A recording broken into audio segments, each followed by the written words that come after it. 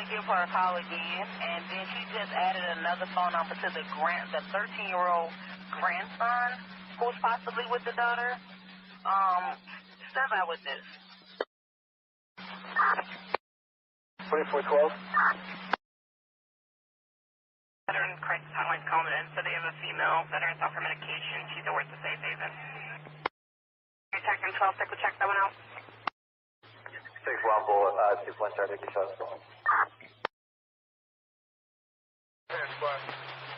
Officer still stands for talk? No. Offender in custody?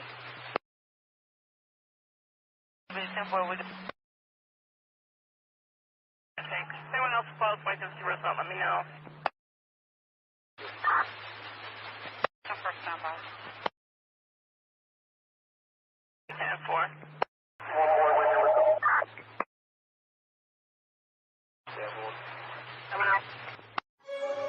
6-1 bullet, 2-1 start, take a shot.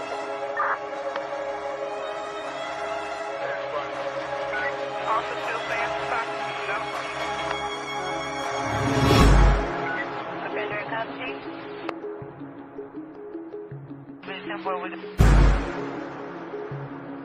Thanks. Anyone else close by this result, let me know. 10-5.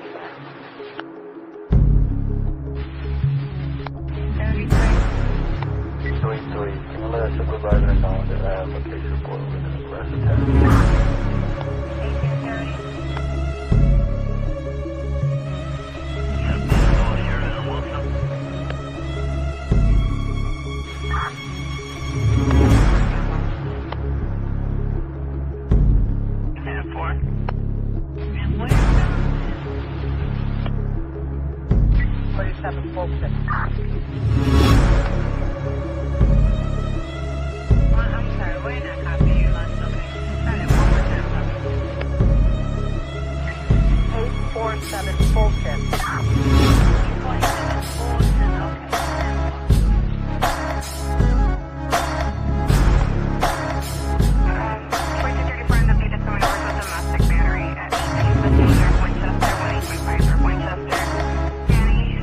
Caller and the owner of the vehicle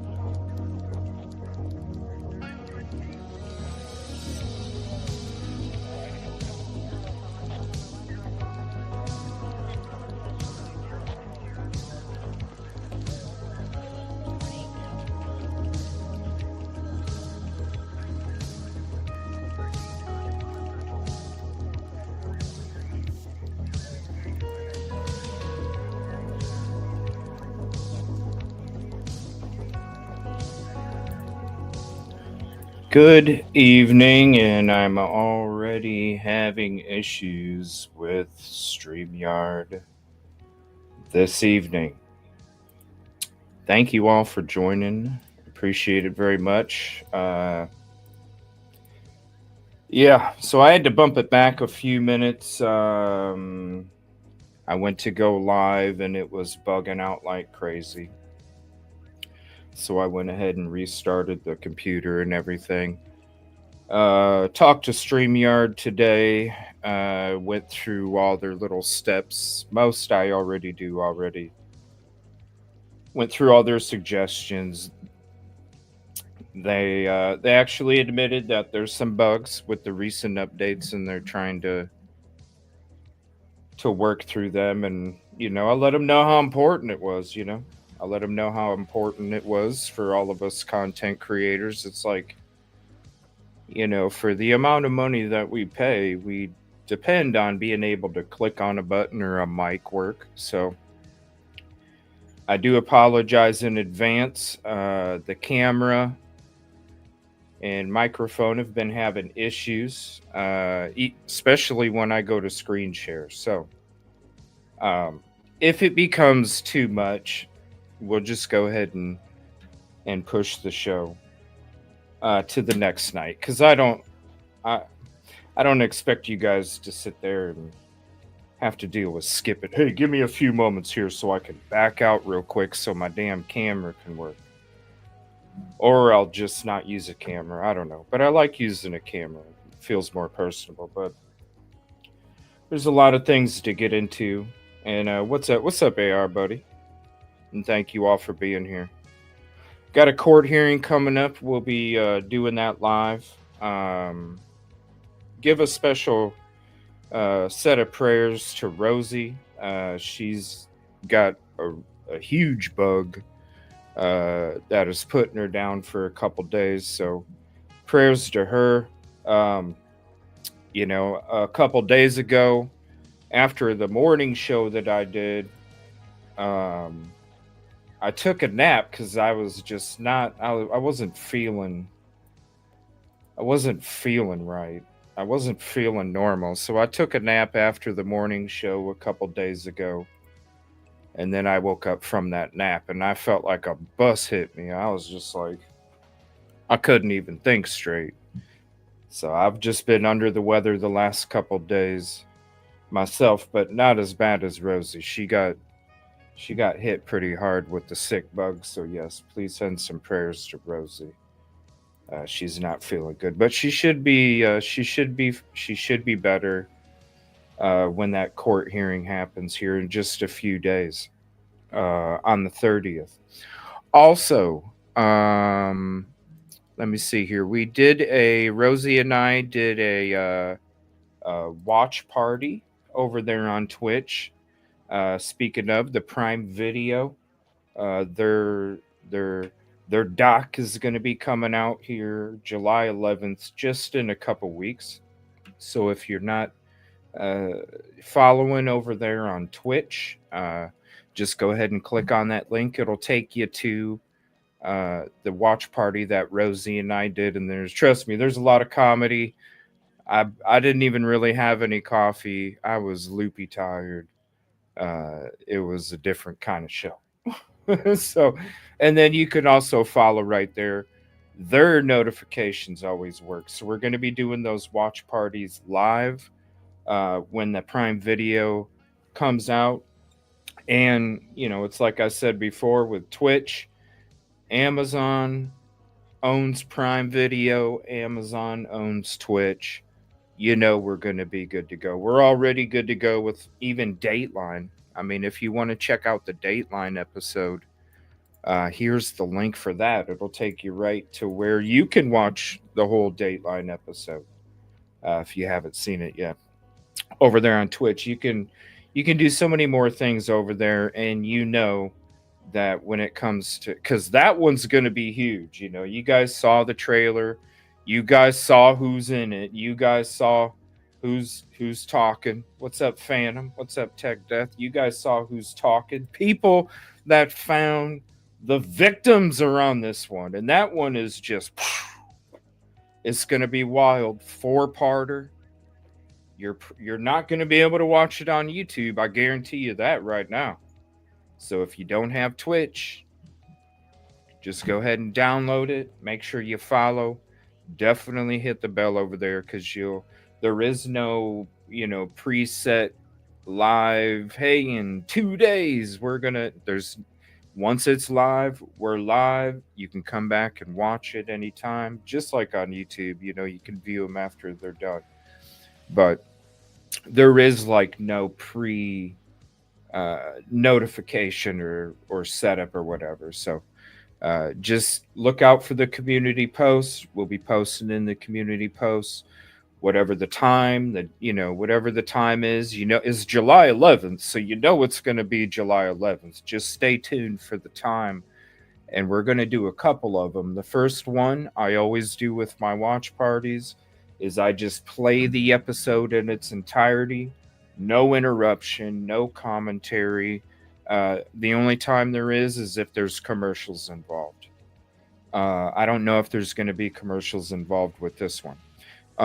But then we always do a number 2 for that episode, and that's when we pause it, commentary, and all that stuff. And none of that stuff we can do over here on YouTube. You can only do it on Twitch.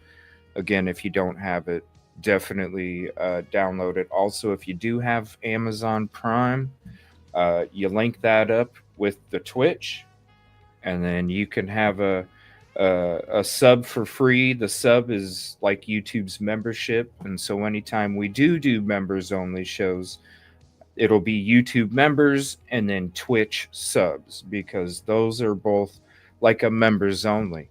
So you can be a member for free if you already have Amazon Prime.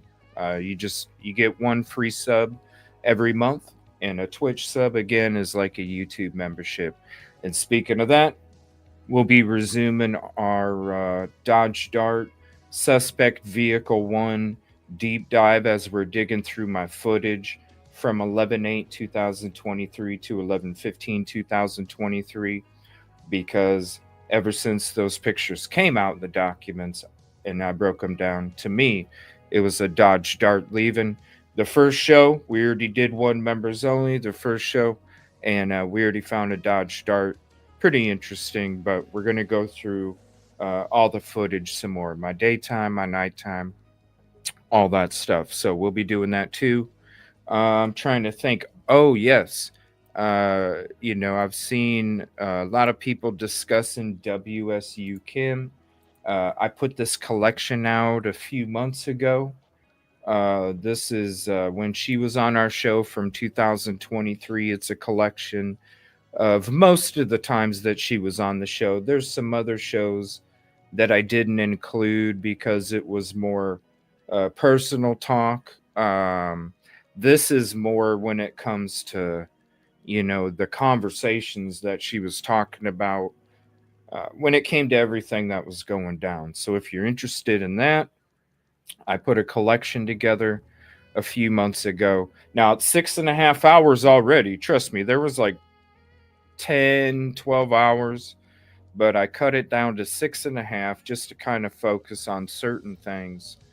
And it's already long enough, 6.5 hours. But if you're interested, those are the times that she came on and hung out on our show, and we kind of discussed a lot of the stuff. And it's kind of crazy. Some of the stuff, when time goes by, it's kind of crazy, how some of that works out. And then also, when it comes to this leak, this is who you need to focus on first, and then it just branches out from there.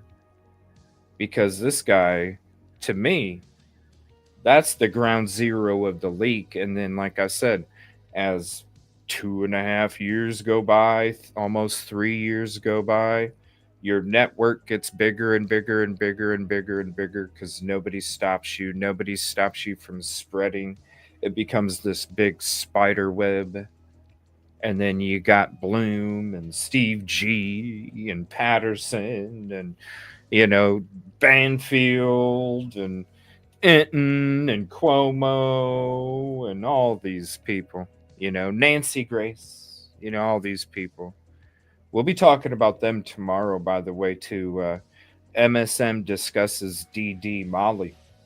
there's quite a few shows that were discussing it, and it's crazy, the twists, the turns, the manipulation, the lies that get spun.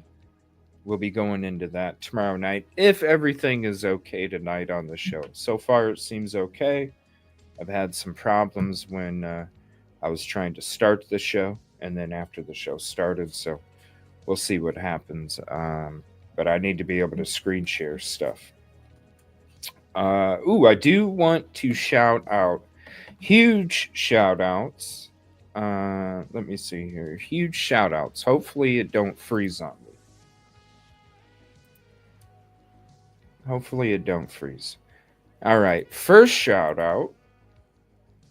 Is it going to let me?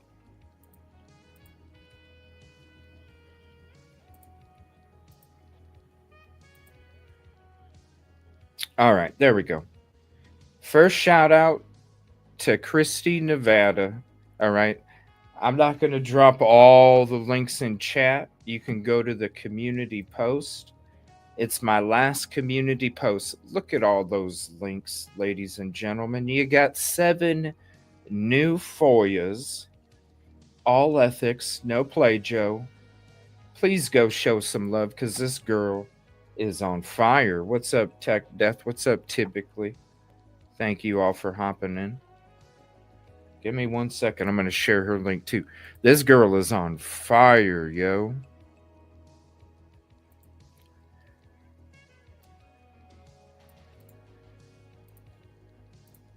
Gotta go show her some love. I mean, it's unfortunate. There's people that are playing her stuff and they're not really showing the love. You know what I'm saying? And she deserves a hell of a lot more love than what she's getting. So please go show her some damn love. Because look at this. And listen, you guys, there's plenty more to come. There's plenty more to come, you guys. Have you guys seen any of the body cams that she dropped? And contribution call out Phantom, thank you so much for the 5 gifted memberships. If you're gifted a membership from Phantom, I got to throw this up there too. Please throw a bunch of hearts to Phantom, and nice to see you, buddy.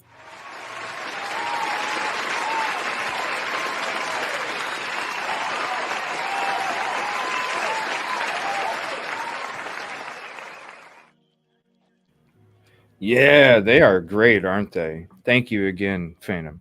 Yes, they are great. I was like, damn. I told her, I was like, you are on fire. And I was like, what can I do to help her get more love? I mean, shoot, that's 7 more FOIAs, you guys. you know, I was like, that's 7 more FOIAs, and you hear a lot of good stuff too. Like the audio was really good on them too. I was like, damn, plenty more. So stay tuned, you guys. Definitely go sub up, go show her some love for real, cause she deserves it. Like this girl is tearing it up, tearing it up. She's becoming a force.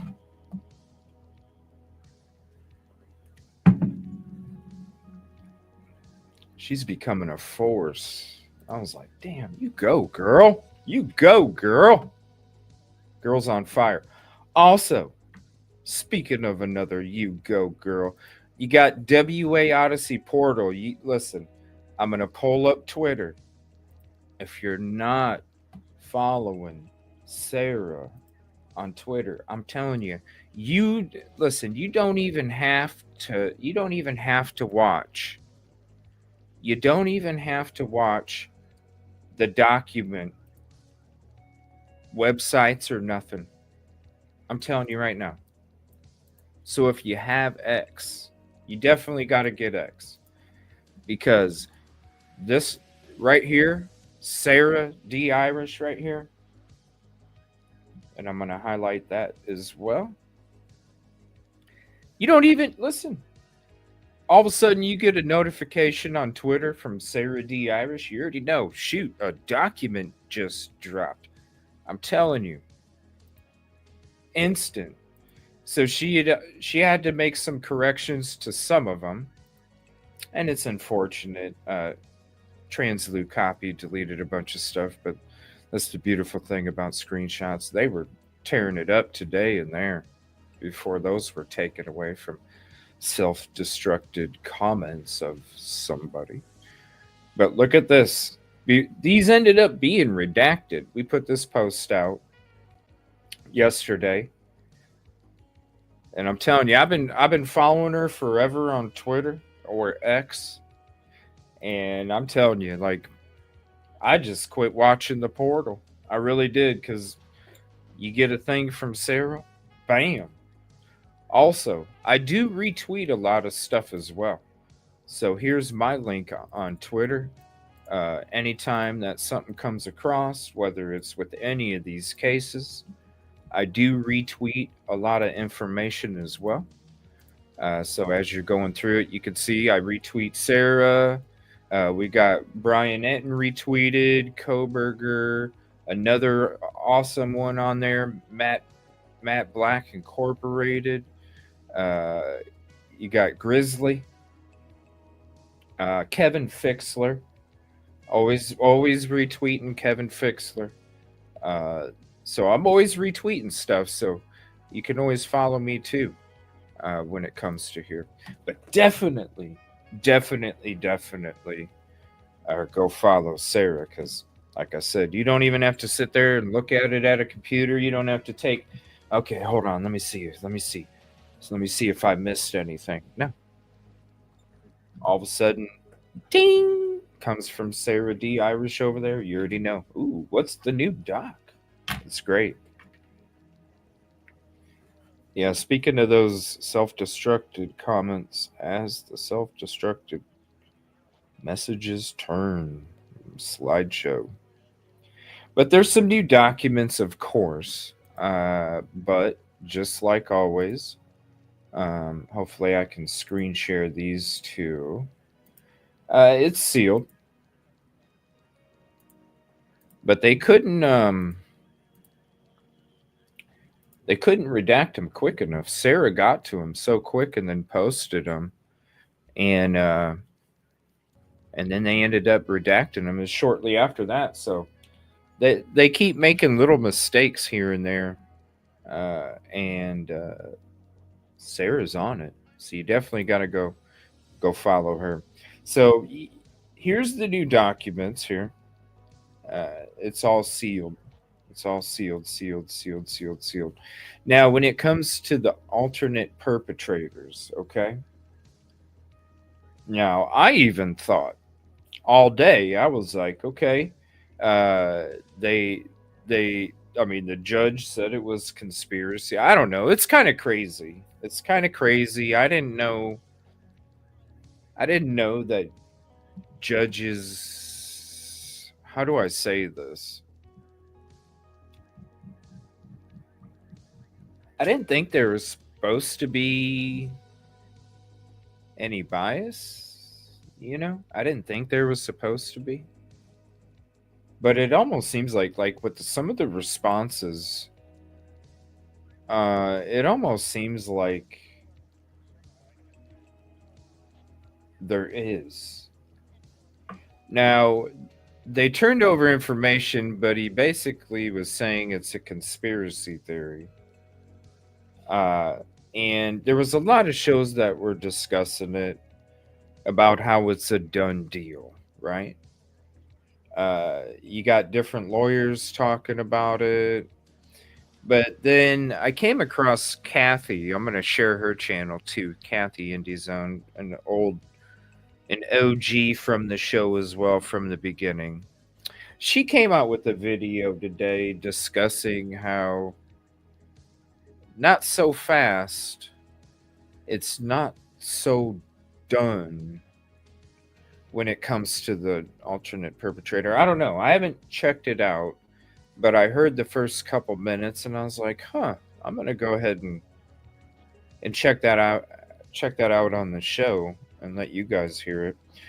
Brian Enton discusses it a little bit. Fixler discusses it a little bit. Scott Reich discusses it a little bit. Yeah, the whole. I mean, there's. I don't. It's. Maybe it's the Idaho Kool-Aid, Aaliyah. Maybe.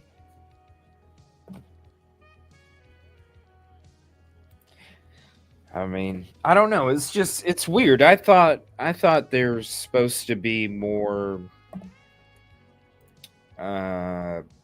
It's you're supposed to be in the middle, right? I thought you're supposed to be in the middle, but it almost seems like with some of the stuff, what like when you're talking about other DNA, you got other male DNA, right? How could you shut down the whole alternate perpetrator? Now, it's kind of like I said before, like what are they testing, right? What are they testing? How do you even get the results back that quick? I know they were asking for more time, but we already said that, we already felt. I mean, hell, me and Andrew Myers even talked about it on the last show. I just didn't feel, and he didn't either, that it was going to be delayed. I mean, I was surprised, honestly, to hear that it got moved back a week, really. I was surprised to hear it got moved back a week. I was like, oh, okay, well, this got denied, but now it's the 18th. Whoa, okay. Allow more time to get a jury. I mean, I agree. It's like I said, when the Dateline thing dropped, I was like, a week, maybe 2. It would have to have a little more time when it comes to trying to figure out how to approach picking this jury. It's all an appeal thing, but that's just me. So I don't know. We're gonna listen to him. We'll see what you think. Yeah, right. Impartial, not bias. I don't know. It's just weird. Like, who in the hell says conspiracy? Like, conspiracy. Whoa. It's kind of disrespectful, is it not? Like, kind of like when you keep getting interrupted over and over and over and over. It's a little disrespectful. It's like, come on. We're your shit don't smell any better than mine. Like, we're both human fucking beings here. Like, let's respect each other, you know? Like, okay, judge, thank you, but damn, give me some ops. So you know, there's been plenty of times where we've seen that and we're like, dang, he's a little crabby today. Those times you kind of miss Judge John Judge, you know, when he was kicking it on the Floyd gummies, just chilling back with his hands like this, just looking up at the fake stars at the ceiling of the room. Oh wow, look at the colors, you know. He was all chilled the F out. Sometimes you miss that, you know, because then they got to speak. Because Judge, he'd get lost in the twinkles in the ceiling, you know. He'd get lost in the, oh wow, look at those colors.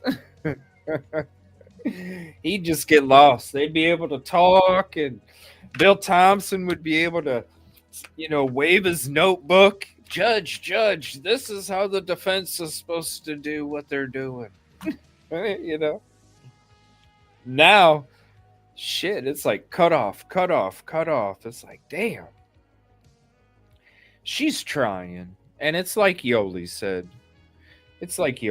She's doing everything she can for when it comes to an appeal as well. It's not, some of these things they're gonna make people go, why is she doing this, you know? And Yoli, there's even some things that Yoli's like, I don't agree with how she did this, right? But it's all setting it up for the long run too. You got to cover all your bases, and sometimes it may seem like minimal and why even bothering, but it's important in case there is a conviction and there needs to be an appeal process. Every time I see Hipley, yes, Aaliyah. Oh my gosh, there you go. That might be showing up on a thumbnail soon. Oh my gosh, Gargamel. Smurfs. Good stuff. It's true though. Like hopefully StreamYard won't bug out on me. Here's the PA website here real quick. And here, let me drop the links for each one. We're gonna listen to there's the PA, here's the Idaho. I was thinking maybe I'll just make a video reading the document instead of trying to read that whole thing while trying to keep up with chat. It's a little hard because StreamYard, I even told them today, I was like, I gotta have another device just to be able to see comments. And they're like, we apologize. We're trying to fix it as quick as possible. I was like, okay, come on. At least like the video errors, and that's what a lot of it is the screen share. The screen share thing is what's messing up a lot of people's stuff. If they go to screen share, it's like bugging out. And I told them, I was like, hey, in return, not only fix it, but give us multiple screen shares, okay? That would be cool. Because it's already been like 3 weeks now, and with the prices we're paying, it's ridiculous. Like, come on now. But anyway, look at this picture from, do I even have it loaded here? Look at this picture from Hitler. And this kind of says it all.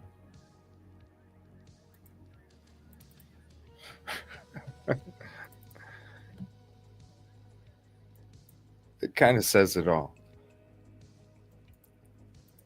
gotta get we gotta get you and your hubby on the show. Like this picture says it all, you know? He's doing the he's doing the underhand Batman mask, you know? The courtroom Batman. Doesn't he look like a courtroom Batman? Seriously, look at him.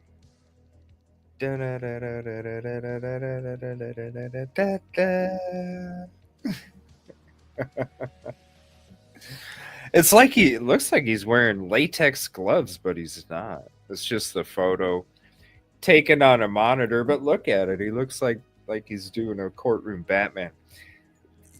Like that's gotta be. Can you imagine?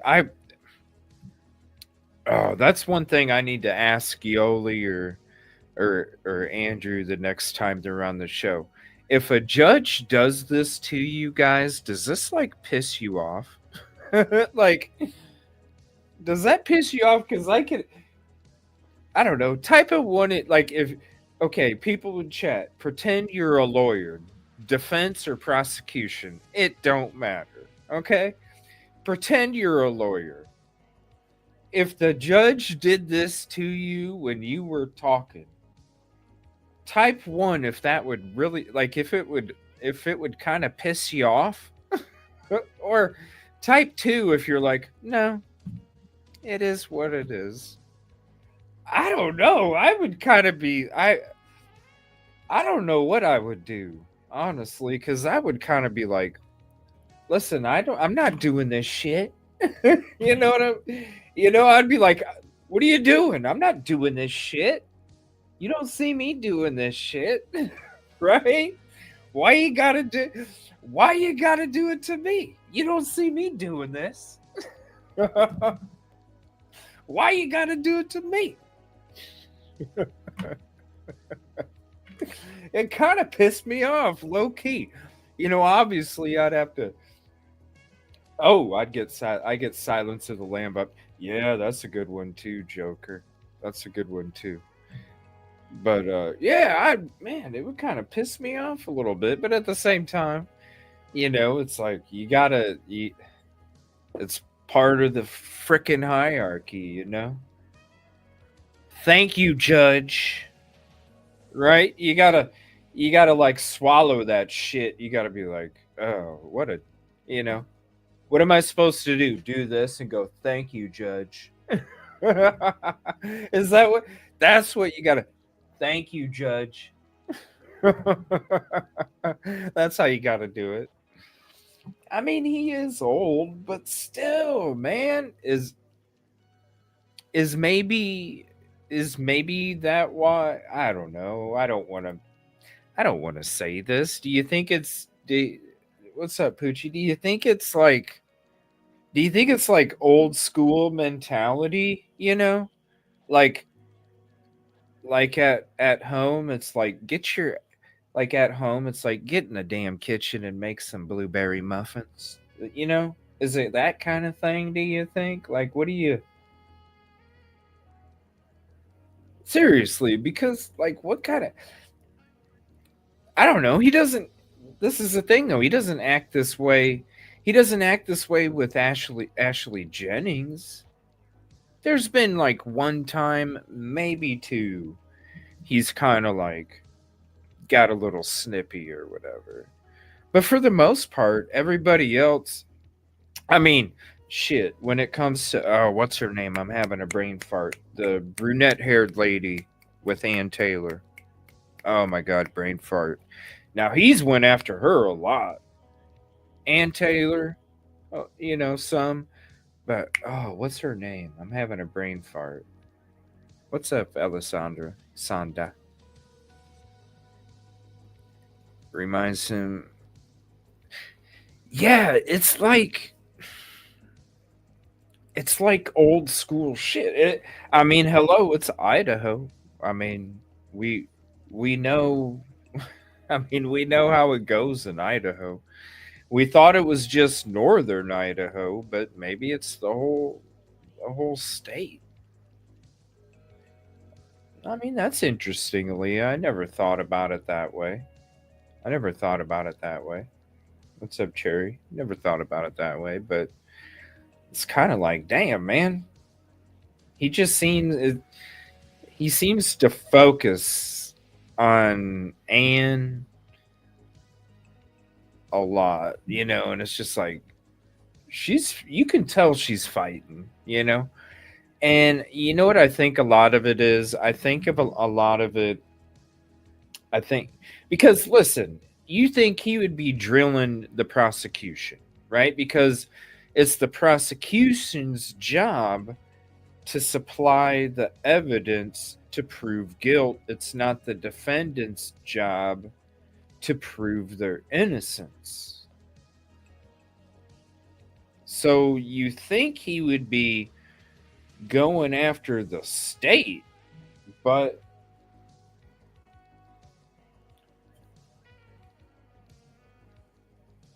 what's up, Crafts and Crime? That's interesting. Let me highlight that real quick.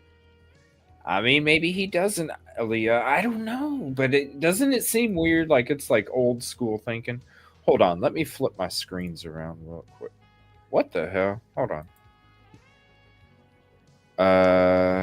Okay. There it is. Oops. All right. Hold on. Let me flip my screens around.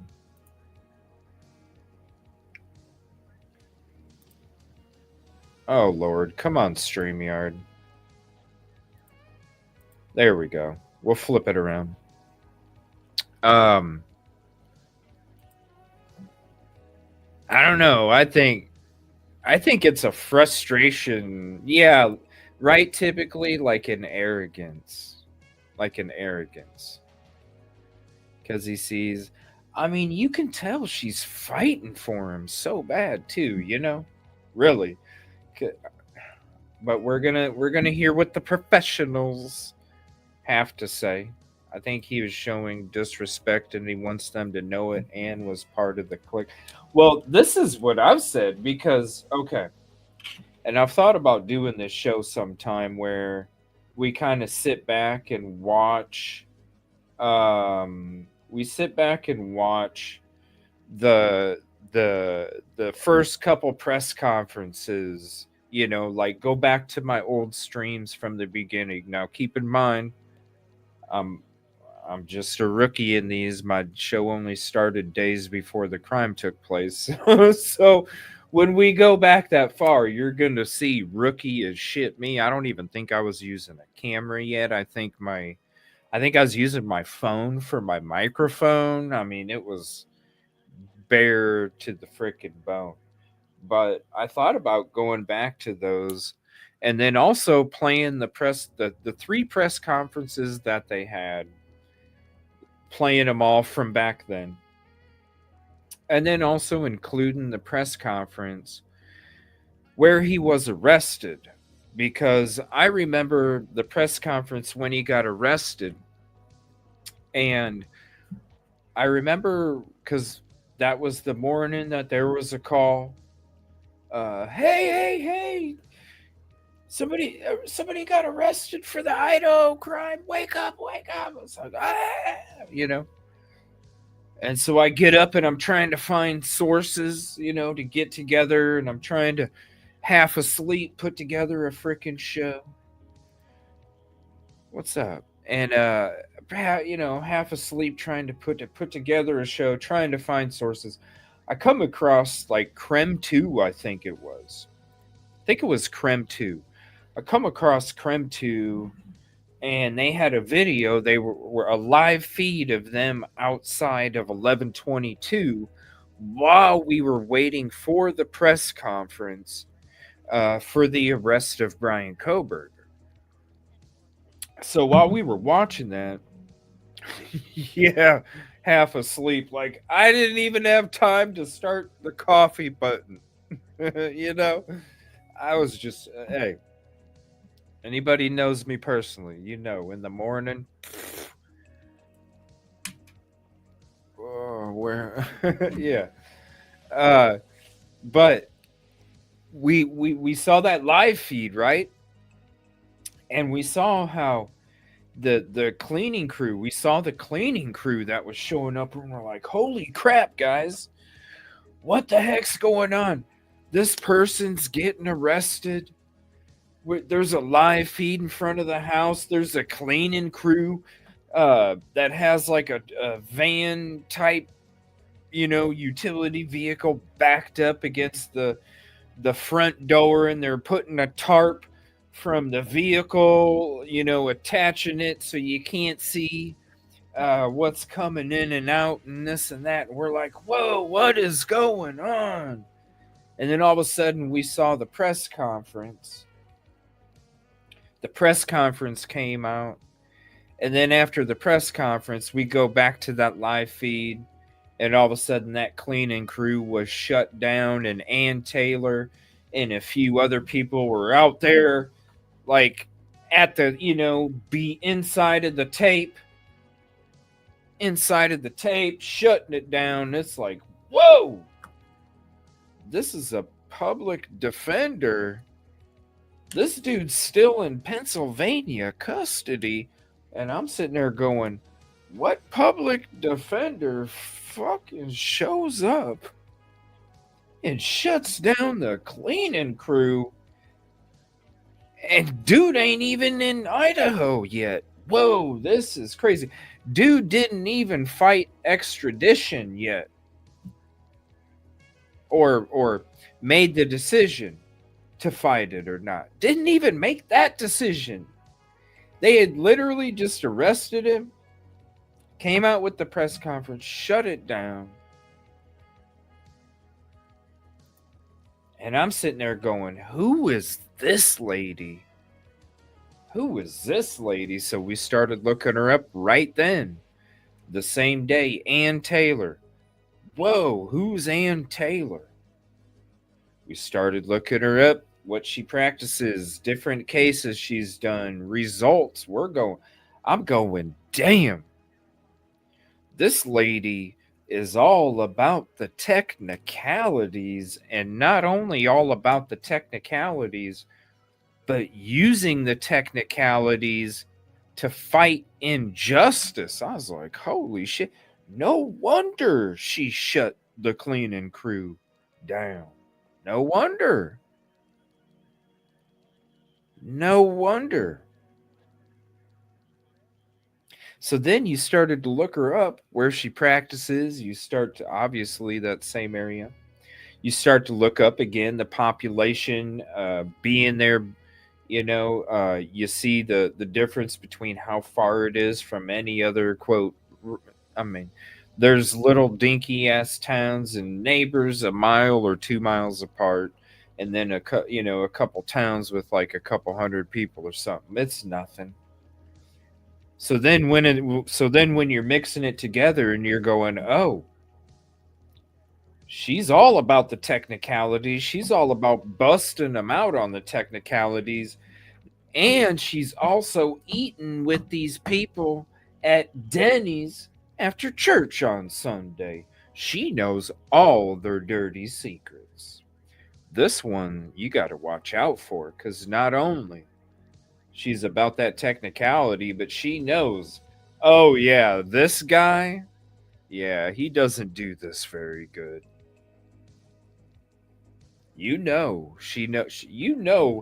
Ann Taylor's got a lot of them cards in her back pocket. How could you not? You live in that small ass town. Everybody knows your name. I mean, you know what people are doing. You know what people are effing up. You know what people are bullshitting about effing up. Common sense. Word gets around. Water cooler talk. I mean, you could go on and on and on and on and on and on. I do like Ann Taylor. I think she's fighting her ass off. Was playing the cleanup. Oh, yes. Oh, yeah. It was all planned from the beginning, Eve. And thank you. Shout out to you. It was all planned from the beginning. For sure. For sure. For sure. That it's just like I was showing people the December. You go to the December 28th press release from Moscow, and it still tells you suspects, and it still says 2011 to 2013 Hyundai Elantra. They didn't even plan to arrest this guy until same day after they put out that press release in the morning. They put out a press release in the morning, didn't say the right shit. Then all of a sudden, it makes sense. That's why Brett Payne hurried up and threw a bunch of shit together, and that's why it's all doesn't make any damn sense. And there's so many clerical errors. Me and Andrew Myers talked about it on my last show. You know, he's an attorney. I'm like, bro, clerical errors, like what? Who does this? Even in business, who does that? Clerical errors. Clerical errors. It is like watching an episode of Choose. For real. Clerical errors. It was all rushed. It was rushed real quick. Rush. Hurry up. Get it done. Hold on one second. For some reason, it doesn't. It says we're live on Kick, but I don't see it. All right, so let me go to. Hopefully, it don't freeze on me. If it does, I apologize. We're gonna go to. Scott Reich. We're gonna hear what he has to say about it, and then, like I said, Kathy in D Zone. She's an OG of the channel. She came out with a video today, and it was very interesting. It had to do with how the alternate perpetrator order is not final, and I was like, huh. We'll have to check that out too, because we're going to be talking. You know, we're going to be listening to these guys, even Fixler, Brian, and we're going to be listening to him talk about it. And so, you know, I've kind of been hearing the conversation going around too. The documents came out last night and some this morning, and I just wasn't feeling good, and I was just kind of chilling back, watching some of the others read through the documents. But I want to listen to what Scott Reich has to say, and then we're going to check out Kathy Indy Zone. So give me 1 second. Let me see here.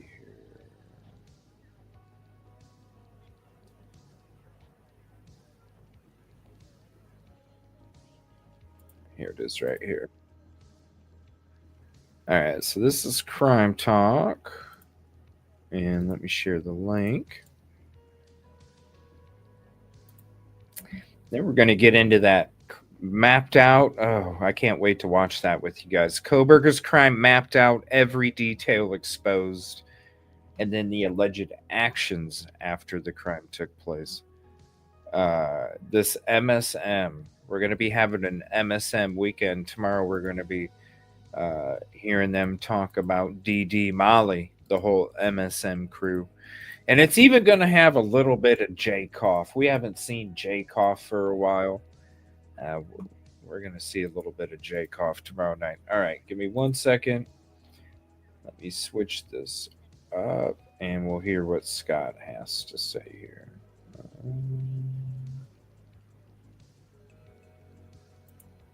There we go. Judge's face. He needs a gummy, don't he? He needs a gummy. He definitely needs a gummy. All right, here we go. Here's Scott. Listing his legal team's evidence as entirely irrelevant and wild speculation. So in a... You see that? He spoke too soon. The timestamp wasn't working. He put it too late. Listen to what he said again. Oh, this whole search that they're supposed to be doing. Oh my gosh, that thing makes me upset. Okay, I talked about this in a video. It's just a 5-minute video about the damn search from what's his name Jennings. What's his name? Dude, it's crazy. If you guys haven't seen it, I might even play it tonight. Seriously, this whole this whole freaking publicity stunt. And this is the thing, Crafts. This is what I was saying. They're gonna find 10 of them now. Do you know how many people? My God, you know how many people? Oh my God, you know how many people are gonna be showing up with a freaking K-bar, and then or thank you, Caddy, or they're gonna. I might as well just play this shit. You know, like, you know how many people are like, all right, guys, the search is called off for the night. We'll see you back tomorrow morning. And then somebody drives back by 45 minutes later and chucks a couple fucking K-bars out there. And then they sit there and they remember, okay, I need to make sure that I'm right here tomorrow for the search. That way I can find the fucking K-bar. And then all of a sudden I can become insta-famous. Oh my gosh. This is why I'm saying they're going to find 10 of them. They're going to find freaking 10 of them. Watch. How many people are I mean, it's almost like a Super Bowl pool, you know? You could bet on squares on how many freaking K-bars are going to be found during the search. Oh my Lord. Oh my Lord.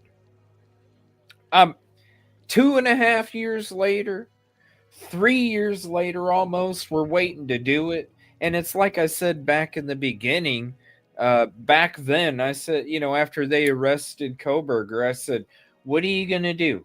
Go to every freaking, and this was back then, go to every freaking rest area, garbage can, go to the garbage cans at the gas stations and the Thai food place. And I mean, like, and then the landfills. I mean, what? Like, what? Like, and now you're yes, I'm putting together a volunteer search. It's like, dude, what the hell is this world coming to? Right. Right? But this is what I brought up in the video. Who's going to test it? Like, do you think this knife is going to get introduced to the trial? Like, seriously, at this point now, hey, we're going to wait 2.5 years right before they pick the jury. I'm going to put together a volunteer search. Do you think that they're going to, like, introduce it into trial? No. Do you think that, hey, who wants to pay for this DNA testing? Who's going to pay for it?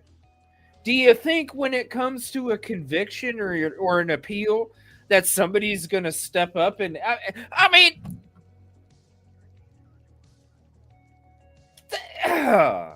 it's like Dog and Sebastian Rogers' case. It's publicity. We're going to make a bunch of freaking static. But really, it's just a bunch of static. And it does nothing but go backwards. Well, I can't take you any longer, Bradley. Damn. You know, backwards. 10 with BK's DNA. That's what I know. It upset me. What's up, Yoli? If you want to hop up, let me know. You're more than welcome. Bradley Gibson. I don't like your voice. Would you guys go to a grocery store if you didn't like the food? Right? Would you go to the grocery store and be inside the grocery store going, I don't like your food?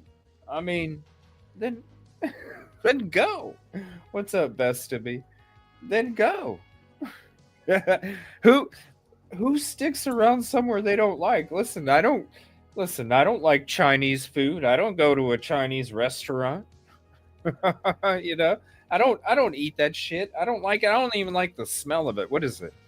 Teriyaki? Is that what that sauce is? Teriyaki sauce? Oh man, it makes my stomach turn just the smell of the sauce. I can't do Chinese food. I can't do seafood. Neither one of them. You're not going to see me going in one of those restaurants. Why? Because I don't like it. I don't like your lobster. Right?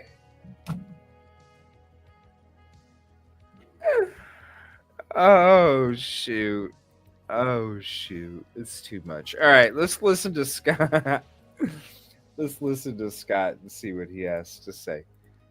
Now listen to what he said. Now listen, this is what the judge was saying. It's like, damn, it's just like what we were talking about in the intro. For today, because there were some major rulings that came out yesterday evening.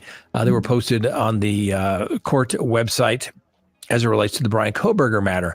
And let's just say Brian Kohberger has been dealt a huge blow to his defense after an Idaho judge slapped down his efforts to point the finger at 4 alternate suspects, blasting his legal team's evidence as entirely irrelevant and wild speculation. So in a scathing order handed down Thursday afternoon, Judge Stephen Hippler blocked the accused mass killer's defense from presenting evidence to the jury at his capital murder trial, alleging that these mystery individuals and not Brian Kohberger could in fact be the real killers. Anyway, this marks, like I said, a major defeat for the Kohberger defense strategy in a case where the prosecutors are obviously seeking the death penalty for the brutal murders of Xana Kernodle, Ethan Chapin. Oh, there's Cuff You. There is a lot to it. That's why I was saying, I was like, I was thinking about just doing a video where I read it, because there's a lot to it and you have to read it a few times. This document right here. Hold on, let me pull it up. Hopefully StreamYard don't freeze.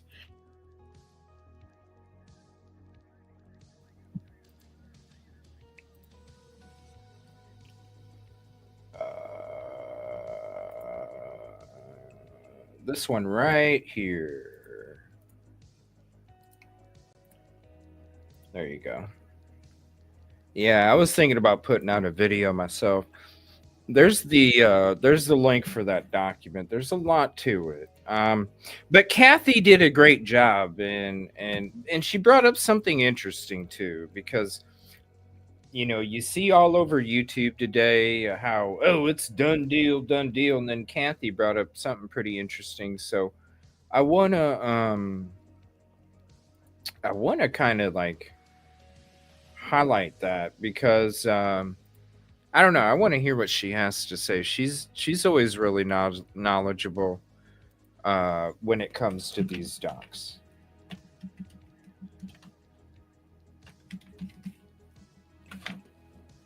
All right, hold on. Let me go back to this. Kaylee Gonzalez and Madison Mogan. In the order, Judge Hippler hammered the defense, saying that the evidence presented to the court was entirely irrelevant and that the attorneys had not shown a scintilla of competent evidence connecting the 4 alleged alternate suspects to the crime. Now, I could leave it right. Isn't that nuts? When you hear everything, let me go back. It's just less than a minute. Listen again what he said, the judge said, you guys. It was bad. It was bad. I'm like, damn. Aren't we supposed to have some kind of like, you know, and shit? Listen, I can go on about that. I really could. His legal team's evidence as entirely irrelevant and wild speculation. So in a scathing order handed down Thursday afternoon, Judge Stephen Hippler blocked the accused mass killer's defense from presenting evidence to the jury at his capital murder trial, alleging that these mystery individuals and not Brian Kohberger could in fact be the real killers. Anyway, this marks, like I said, a major defeat for the Kohberger defense strategy in a case where the prosecutors are obviously seeking the death penalty for the brutal murders of Xana Kernodle, Etha Chapin, Kaylee Gonzalez, and Madison Mogan. In the order, Judge Hippler hammered the defense, saying that the evidence presented to the court was entirely irrelevant and that the attorneys had not shown a scintilla of competent evidence connecting the 4 alleged alternate suspects to the crime. Now, I could leave it right there. Could I not? But why would I do that, ladies and gentlemen? Because we want you to have all of the information. So whether you're obviously rooting for the prosecution, and many people are, understandably, there was a horrendous quadruple murder that took place, and people want to see justice is done. Then you got a lot of people on the Kohberger argument that think that he is being railroaded in some particular way. But the reality of it is, you need to understand the court's complete order. I can simply say, well, the judge denied the motions and it was kind of embarrassing. But you need to know the context as to what the defendant was arguing and the evidence that was raised. At least we'll find out a little bit more about it. So, as we've done in the past, let's do it. And if you don't want to listen to it, you can fast forward to the next topic as it relates to Sean Combs. But holy shit, hold on a minute. Oh my gosh, this dude takes... Oh shit, I didn't realize it was 40 minutes. Holy hell, I'm not trying to take 40 minutes. Hold on. Let's go. I'm just going to go to Kathy's. She summed it up in 10. We're going to go to Kathy's. Give me 1 second. Dang. My bad. I thought it was like 10 minutes for his too. Now, I like listening to what he says, even though sometimes he goes a little crazy, but I like him, and we check him out anyway. All right, let me see here.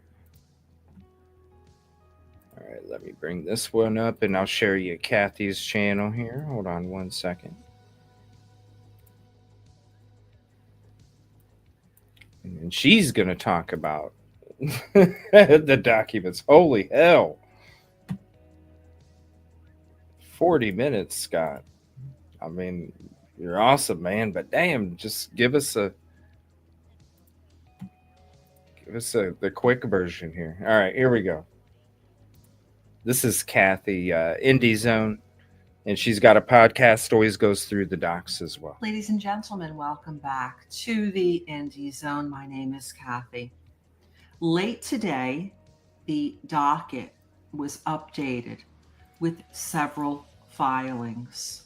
I wanted to take this opportunity to go over what appears to say denied motion for offers of proof of alternate perpetrators, but it's really not a denial, in my opinion. See? We're going to go through this document, cut to the chase. That's what made, because like I said, I was all day. I'm like seeing this, and I read the docs last night, and I just wasn't feeling good. So there's probably a lot of it. I just wasn't focused. But I was seeing all day today, like how it's done. It's shut down. Yeah, I can drop the Twitter link. Yeah, Sarah D. Irish. Also, I put it out on a community post as well. So if you're on replay, you can just go to my community post section. You'll see the PA witness list that got redacted. Sarah, let me see here.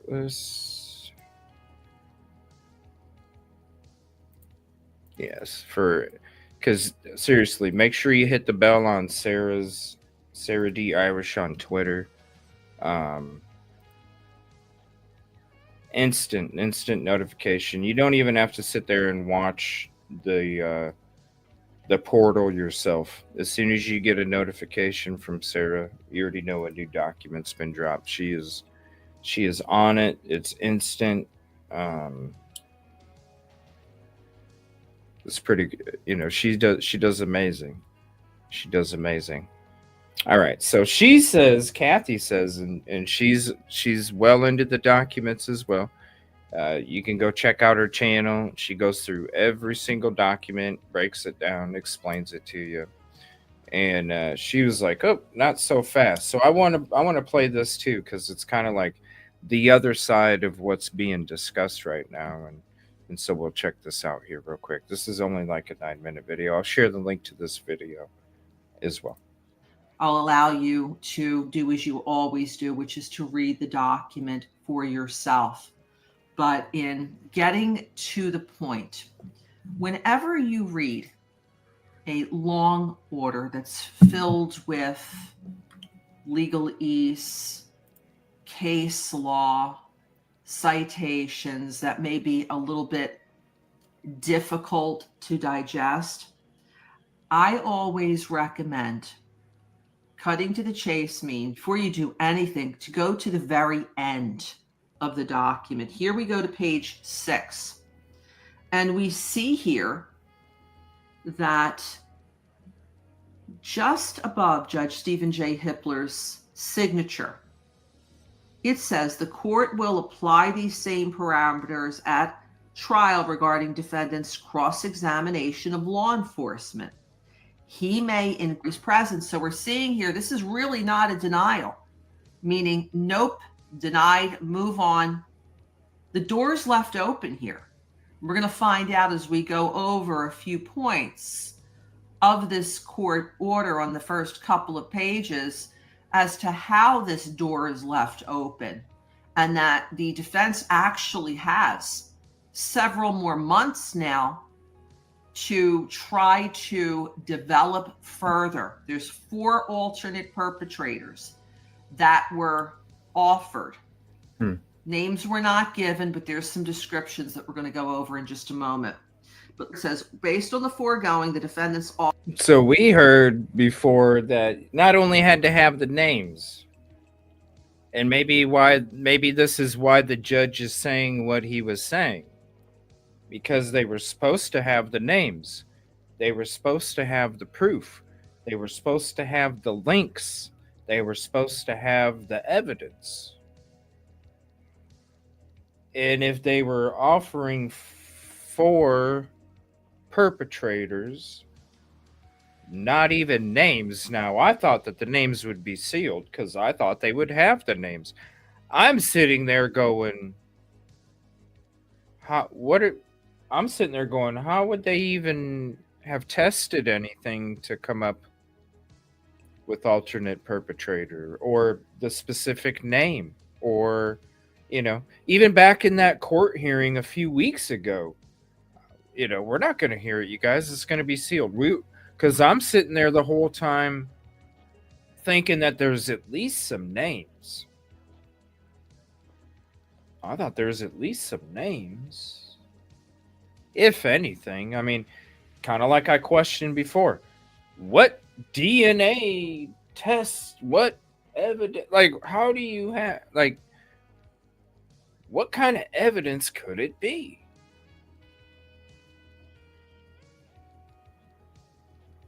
Well, the names that were blocked out, I know names that were blocked out on the document for the witness list were blacked out. Let me look. Let me pull up the doc. So this is what's blacked out. All right, so here's the doc. Here's this right here. Redacted order, the defendant's order of proof, alternate perpetrators, right? So you scroll down, analysis, 3 of the individuals. Okay. Now, this is all subtext. Now, lived within walking distance. Now, could it have the names? Sure. But I'm seeing black. See this number 2 right here? This is why to me it's saying it's subtext, because right there. So when I see that, I automatically think all of this is the subtext. Now, Could it be? Yes, it could, because right here it starts with a continued sentence from lived within walking distance. But it could be literally this line right here. There's 2 lines right here that it could be. I don't know if they would have all 4 names there. I would think that they would have, see, you got more subtext. But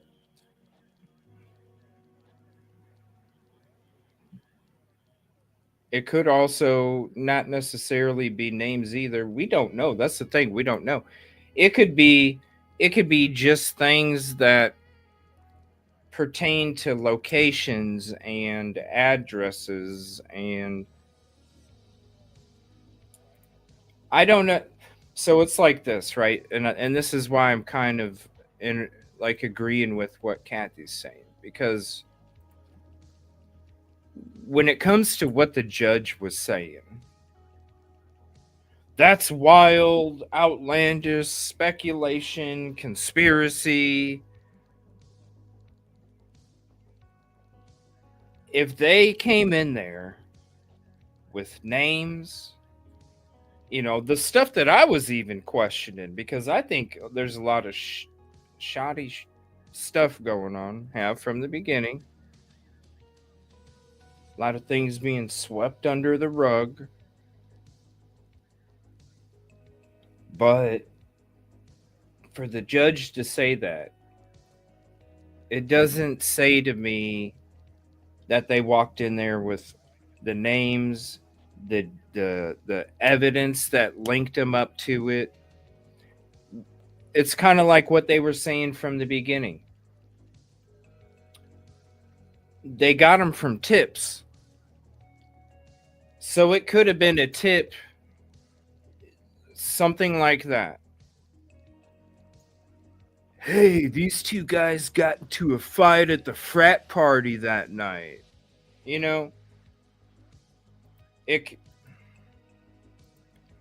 I hate that. This is the one thing that I hate. I hate everything is sealed. Now, when it comes to alternate perpetrators, yes, we have to protect people. We have to protect them. And so I don't think they should have been, the names should be out there in the first place. But I just wish that there wasn't so much confusion and secrecy. I mean, and Crafts, we've uncovering the cover, When I went out there on the first year anniversary and started talking to the students and stuff and community and started getting all these stories, I was like, the frats. And that's why we started looking into the frats and the university and how they all apply the same, whether it's the volunteer departments, the police department, the fire department, the college. It doesn't matter. They all have the same blueprint. They really do. It's the same blueprint. And they all do it very well. And they have, because nobody's been watching them all this time. The world's eyes were never on them, but they are now. And that's why all this stuff is like, what? It does, all the secrecy. But, all right, let's go back to Kathy here, because she's the only one that I've heard today say, not so fast. I wouldn't say that it's necessarily closed, signed, sealed, delivered. It's done. Let's hear what she has to say. Several more months now to try to develop further. There's 4 alternate perpetrators that were offered. Names were not given, but there's some descriptions that we're going to go over in just a moment. But it says, based on the foregoing, the defendant's offer of proof alternate perpetrators is denied. This is signed by Judge Stephen Hippler, District Court Judge, 26th of June. Now let's go back to page 1 So we see here that Mr. Kohberger is not getting what he wants as of yet, which is to raise the issue that the wrong person is before the court. That is what an alternate perpetrator defense does. It is intended to raise reasonable doubt, not solve the case, but to raise reasonable doubt to the jury that the wrong person is before the court. Page 1 of the redacted order on defendant's offer of proof regarding alternate perpetrators. Let's take a look at paragraph 1. It goes over procedural posture. Tells us that it's actually back in February. The state previously moved in limine before trial, seeking to preclude defendant from offering or arguing alternative perpetrator evidence without first satisfying the applicable evidentiary standards. Now, this is absolutely correct. You can't just come in and say, I think, I suspect this person looks sus over here. Nope, got to go in and you have to, as the defendant, meet certain standards, evidentiary standards. Everyone agreed, the state, the defense, and the court, that the seminal case is State versus Meister. This is a 2009 Idaho Supreme Court case. We have already covered what State versus Meister stands for, what the pleadings were, the briefings, the motion, the response, the reply in the in limine briefings, and as much as we could regarding when additional exhibits and offers of proof evidence was submitted by Mr. Kohberger. Like I said, she digs through them if you're not subbed, and then here's the link to the video again. If you want to keep this in your play history or add it to a playlist. And she's bringing up some good points. And we're going to hear, we're going to read an article from Fixler. We're going to see what Brian Enton has to say. And then we're going to get into the main topic of the evening, Kohberger's crime mapped out, every detail exposed, and all the alleged actions after the murders. We're going to pack it all into one this evening. Thank you all for being here. I appreciate you being here. So look at our content, please, and it'll give you further background. But if we look at the next paragraph, the court concludes that at this time, see right there, those are the magic words, at this time. This is not a full denial. The court concludes that at this time, defendant's alternate perpetrator proffer is inadmissible under Meister, as it is irrelevant and or excluded by, this is the rule of evidence 403. However, this does not foreclose defendants from cross-examining law enforcement regarding the reasonableness of its investigation and its follow-up on plausible leads. What Mr. Kohberger is going to be able to do at plausible leads. All right, so I'm going to leave that up there for a second. This is interesting. Right, it's a good point. It's a good point at this time. And then it says right here, this does not foreclose defendants from cross-examining law enforcement regarding the reasonableness of its investigation and its follow-up on plausible leads, which is just like the other DNA, right? The other male DNA. What's up, Moto? The other male DNA.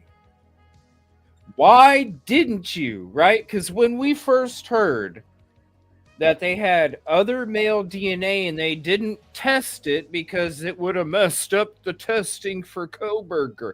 Shut the fuck. You got other DNA, you need to test it and exclude. What do you mean it's going to mess up?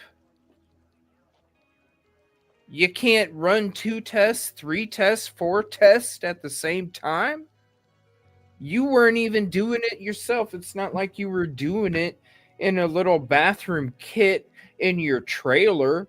You sent it off to Idaho. You sent it off to Courtroom. FBI took it over. What are you talking about? You couldn't test other DNA without it messing up what you've already put together for Kohberger. Seriously. You got other DNA at the crime scene. You don't even bother to test it. Why? Why? Isn't it about the justice? Isn't it about holding everybody accountable? How do you know that that DNA wasn't part of the crime? How do you know? You weren't there. Nobody was there except the people that got victimized and the person that committed the crime. That's it. So how do you know? It should be, what's up, Lucy? It should be tested, period. You're a effing fool not to. Rookie cops make rookie mistakes. Cops that live in the middle of effing nowhere make mistakes that cops who live in the middle of effing nowhere because of inexperience.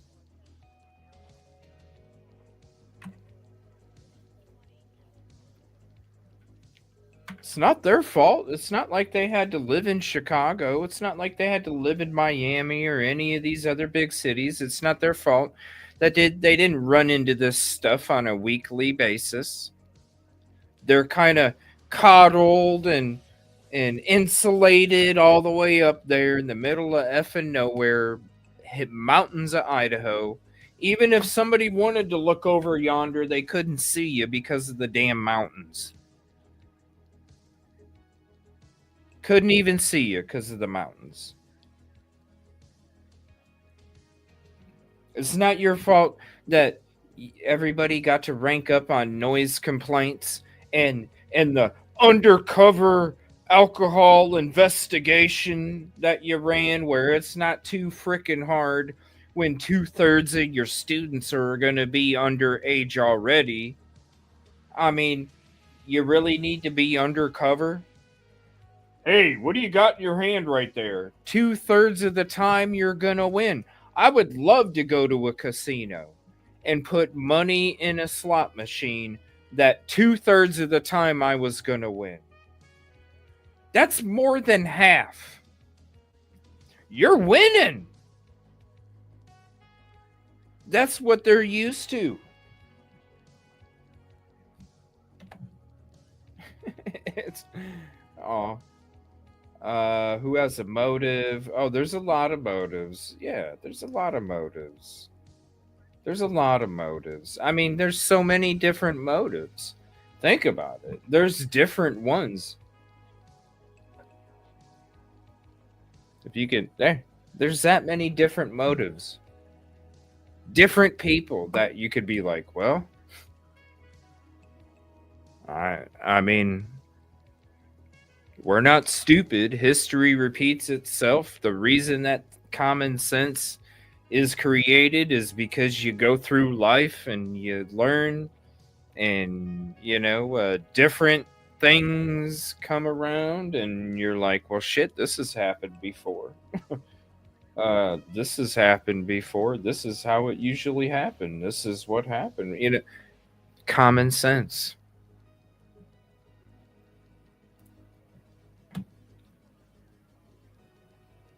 There's a lot of them. It's small ass towns. They're not used to big city crime. So when big city crime visits their town or their neighborhood or their what do you call it? Village, they don't know what to do. They're shell shocked already. That's why Lanier, Mr. Veteran, shows up. And before, what's up, Caramel? Shows up to the house. And as soon as he shows up, ISP, yeah, we're going to need you guys to, there's no way we can handle this situation. We're going to need your assistance. Before he even gets out of the freaking car. Why? Because there was how many people standing outside? You couldn't tell me there was 100 people or more standing outside. You couldn't tell me that. Come on now. You couldn't tell me there was 100 kids. As soon as you pull up, Yes, ISP, we need your assistance. There's no way that all of our officers that are on duty right now can handle all of the people that are standing outside this house. We need your assistance ASAP. Get real. It's because there was no experience. Because they showed up and went, shit, whoa, whoa, whoa, whoa, whoa, whoa, whoa, whoa, whoa, whoa. What do I do? What do I, where's my notebook? Oh shit, I'm just used to noise complaints. Oh shit, I'm just used to sitting in my office drinking coffee. Oh shit, I'm just used to this undercover alcohol bust program. Oh shit, what is it? How, I don't even know. What's the first step? That's what the F was going on. You can't tell me there was that many people standing outside. Yeah, we need you. I'm serious. Frickin' ridiculous. Lanier.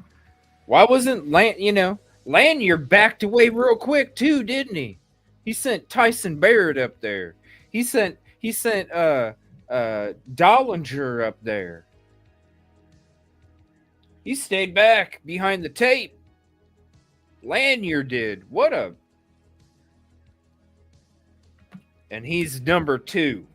And he was number 2. And, for some reason, Fry, he was out of town. He was out of town. Out in a cabin. All right, let's finish up on Kathy's video. She brings up an interesting point. So, as much as you see over the YouTube streets today, I don't know. She brings up a good point. At this time, and, this is good because you should be held. You know what I'm saying? If there was other DNA and you didn't have it tested, what kind of excuse is, we didn't have it tested because it was going to ruin our test for Kohberger. Just like I called DoorDash and they gave me the name. Get out of here. Neither one exists. What Mr. Kohberger is going to be able to do at trial.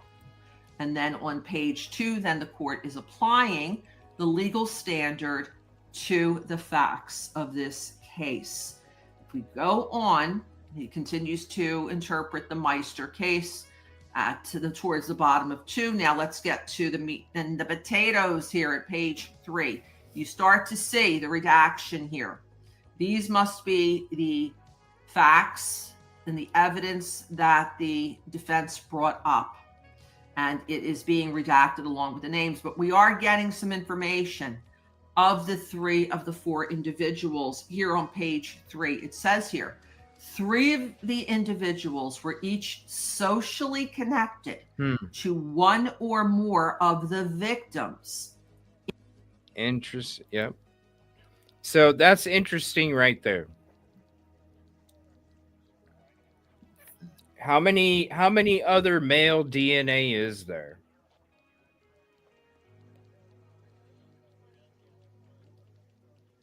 Oh, cool. What's the professor's name? Because I think maybe tomorrow night. I know we're going into the mainstream media discussions. I think that might be one of them for tomorrow night. We're going through the mainstream media stuff tomorrow night. 3 of the individuals were each socially connected to one or more of the victims. Now, that's the same amount of unknown Tiffany Roy. Thank you. I'll write that down. Do me a favor. Email me at EvilleCJ at gmail.com and send me the link, or on any of the social platforms at EvilleCJ. Send me the link just in case I don't. But I think that might, I don't know, we'll see. It might be one that we go into. I know the one that we're going into tomorrow night. One of them has a lot of guests on the panel for one of the episodes that we're going to be covering. Tiffany.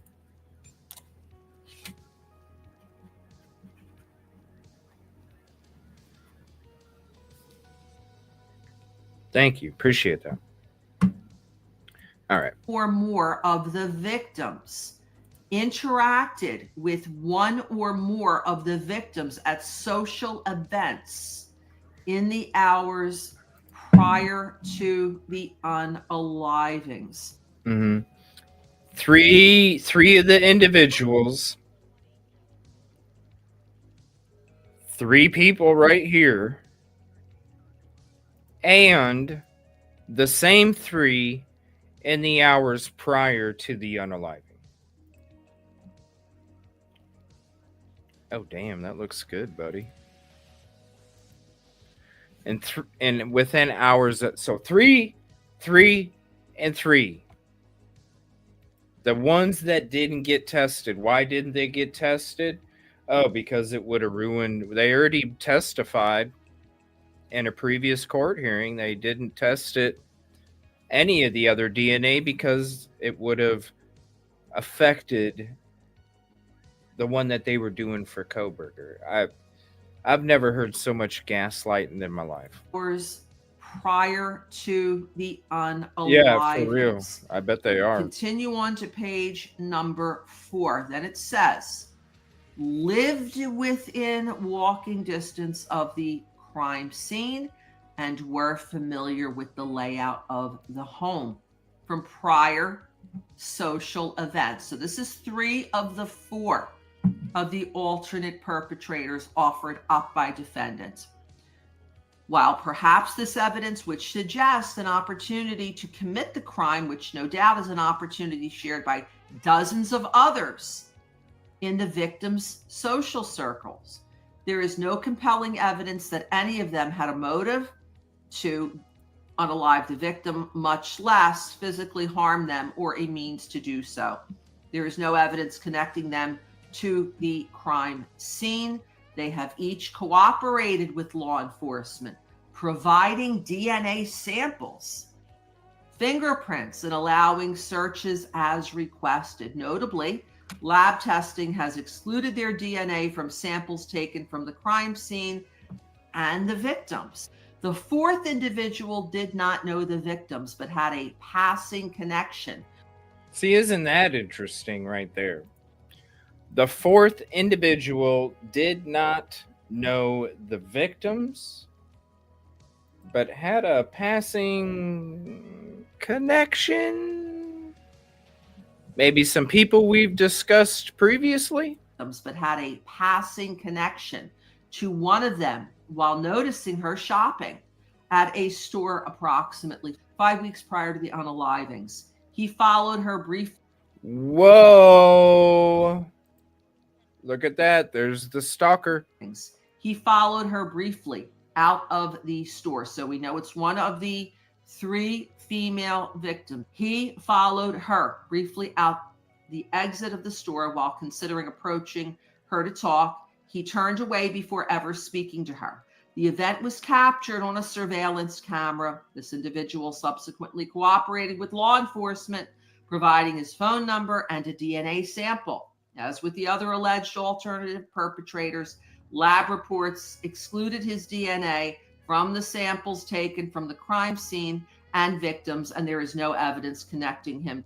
Woo! Dang! Okay, now wouldn't that be nuts? Wouldn't that be nuts? Wouldn't that be nuts? Like, say you didn't, right? Say you didn't. And all of a sudden something happens and cops come Hey, why didn't you go up and talk to that lady next to the bread and butter? Oh boy. But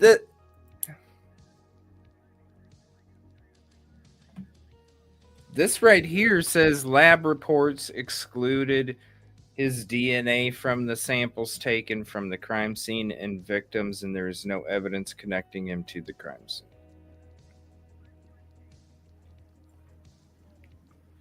Okay, so how... This is what I don't understand. Why is that included then? Right? if the fourth individual, again, we have to go back to what the judge was saying. Well, this is the thing when it comes to that glove, typically, is that this was a glove that was found from Chris McDonough. I always butcher his name. It's like Jack Nicholson, which what's his damn name? Chris McDonough. Okay, whatever. That dude. He's the one that frickin' found it. And it was, I don't even, listen. Okay. Let's be honest, okay? This is not even that. Maybe, but I'm not even saying he planted the glove. What I'm saying is somebody else did, okay? Listen, I'm going to be honest. We've all seen the photos. We've all seen the photos of the cops.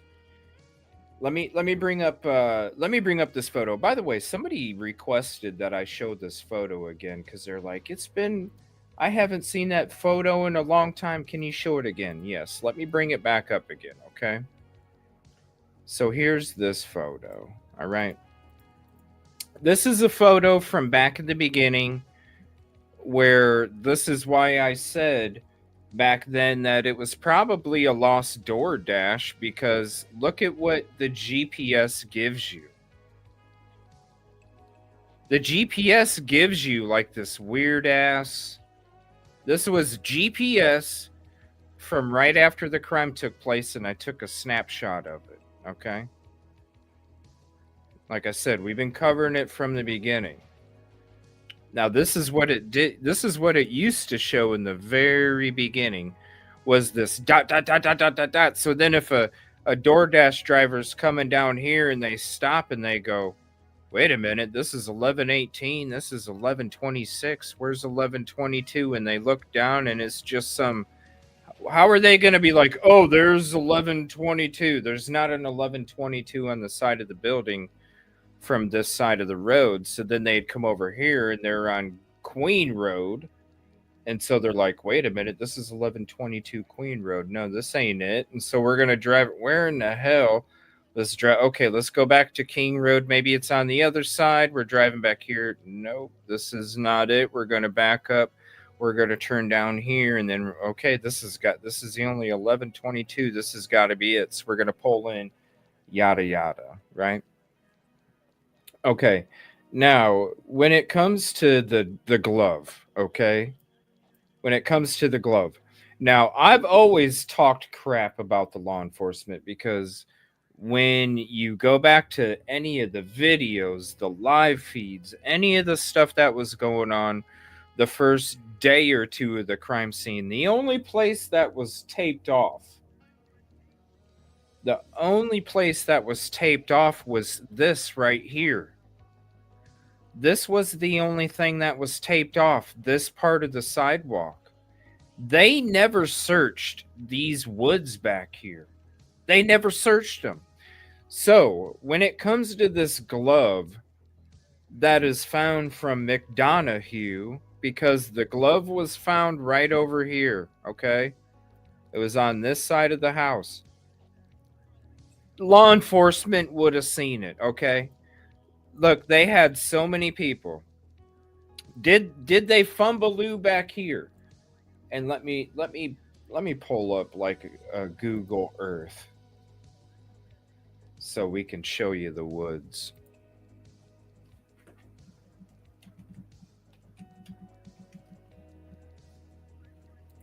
Because this is where they didn't do the proper investigation. Okay, so let me take you back to here.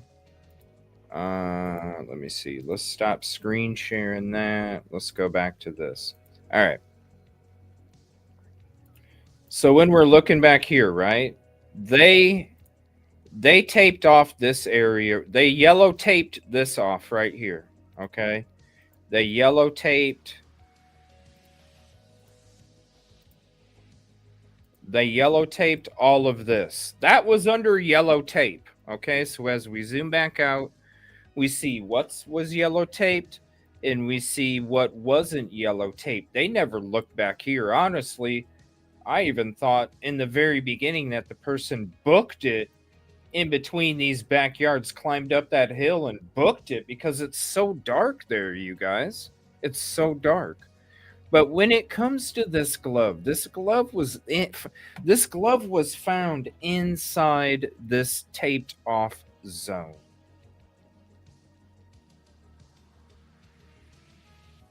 There's the whole glove that McDonough found it's a joke. Okay.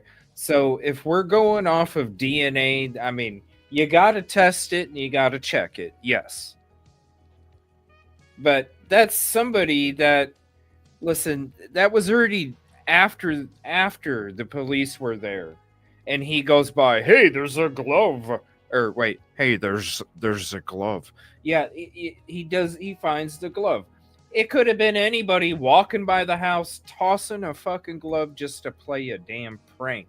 Look at how many people were playing pranks over there, pretending to be Brian Kohberger after he got arrested, wearing jumpsuits, having blood, like fake blood all over the side of their face and neck, with prison jumpsuits and Kohberger. I mean, a lot of these people were treating it as a joke, and it was disgusting. You should have seen it on their social medias. But that's why when it comes to that glove, if it was back here, oh shit, man, because they never did look back here. But these officers literally taped off just the small area. And the glove was found in that small area. In a spot where somebody could have just threw it down there. Let me throw. Hey guys, guess what? You know, some immature effort, right? Some immature. Hey guys, guess what I did? What'd you do, Jimmy? I just put one glove. I just left one glove there. What'd you do that for? I don't know. You know they're gonna tie it back to you, man. I know, but I didn't do nothing, so it's just a joke. It's gonna scare people, you know. Somebody found a glove. Yeah, that's what it was doing. All right, we'll go back to this. So when it comes to this, I don't even know why this was included, because honestly, if the DNA was excluding them from the crime scene, and there's no evidence connecting them to the crime scene, well, maybe the dude just ran across a beautiful woman and he didn't have the confidence to go up and say something to her.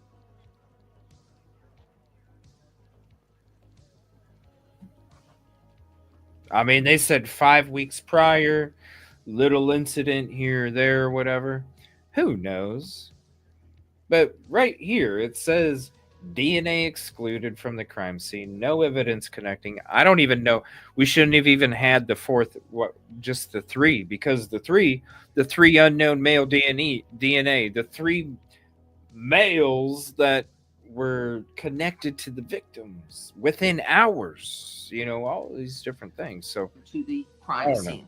So I will leave you to read the rest of the order and invite you to do so, because it is interesting the way the court does explain what needs to be produced. It's basically need to have either direct or circumstantial evidence tying one of or all four of them, these alternative perpetrators, to the crime. It can't be speculation. It can't be an I think. It can't be, aha, this person here looks as though they're guilty. No, there needs to be evidence. Yeah, there's got to be evidence. Judge Hippler has denied it for now. More than denied it, called it a conspiracy theory and all of this other stuff too.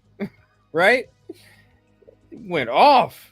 That's weird. Why are they showing up as you might like? That's weird. Some algorithms getting pushed over here with politics, and don't make me talk politics because I got in trouble last time.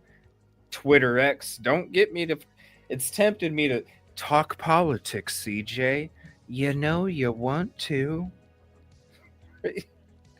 I don't want to get the 2 times we got shut down because of politics. I would love to, but at the same time, we're not allowed on YouTube. Oh, This is new. We found out that they tested the 4 alternate perpetrators' DNA and that none of their DNA connected to any of the evidence found in the crime scene.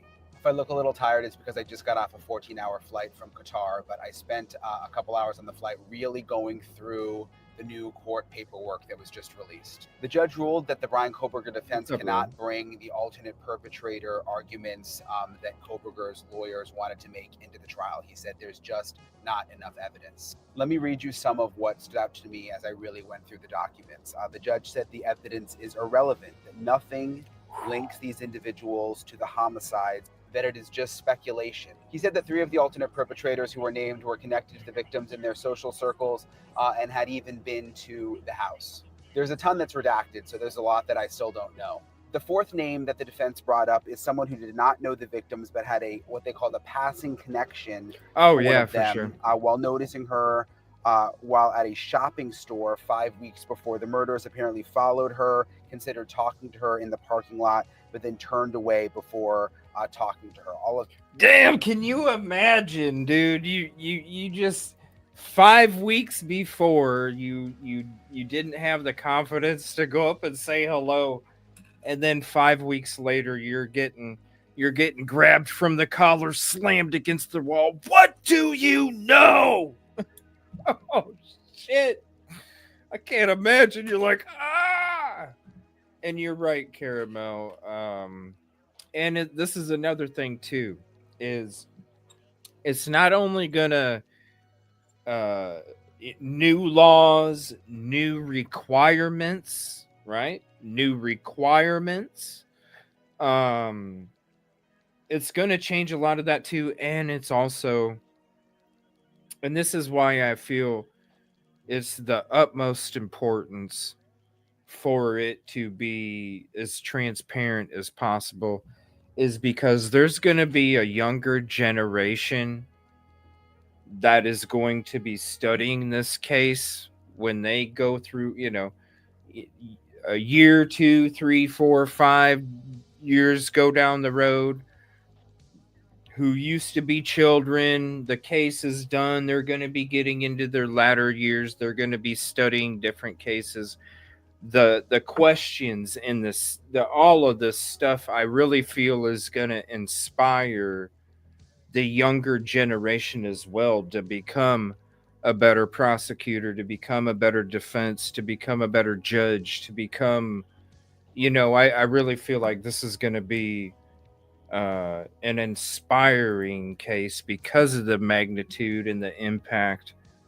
And it's gonna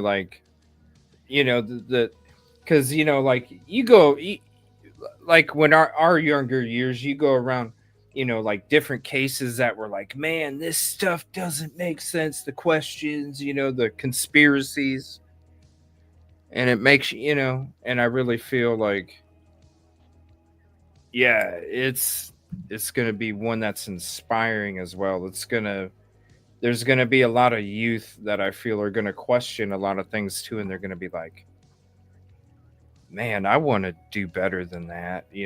I really feel I just hope you see it with these cases recently, man, like the high profile cases. It's like, we got to have better restrictions or something, man, because shit is going wild. Shit is going wild out there. That was caught on surveillance video. That 4th person provided a DNA sample, provided fingerprints, as did the 3 others. Oh no. They're all, it's dominoes, buddy. It's dominoes. It's dominoes. It started with Fry, because he lost his damn shit. He lost his shit. Now he ain't doing nothing. He thought he was gonna win. He thought he was in like Flint, didn't he? He's like, there's no way I could lose.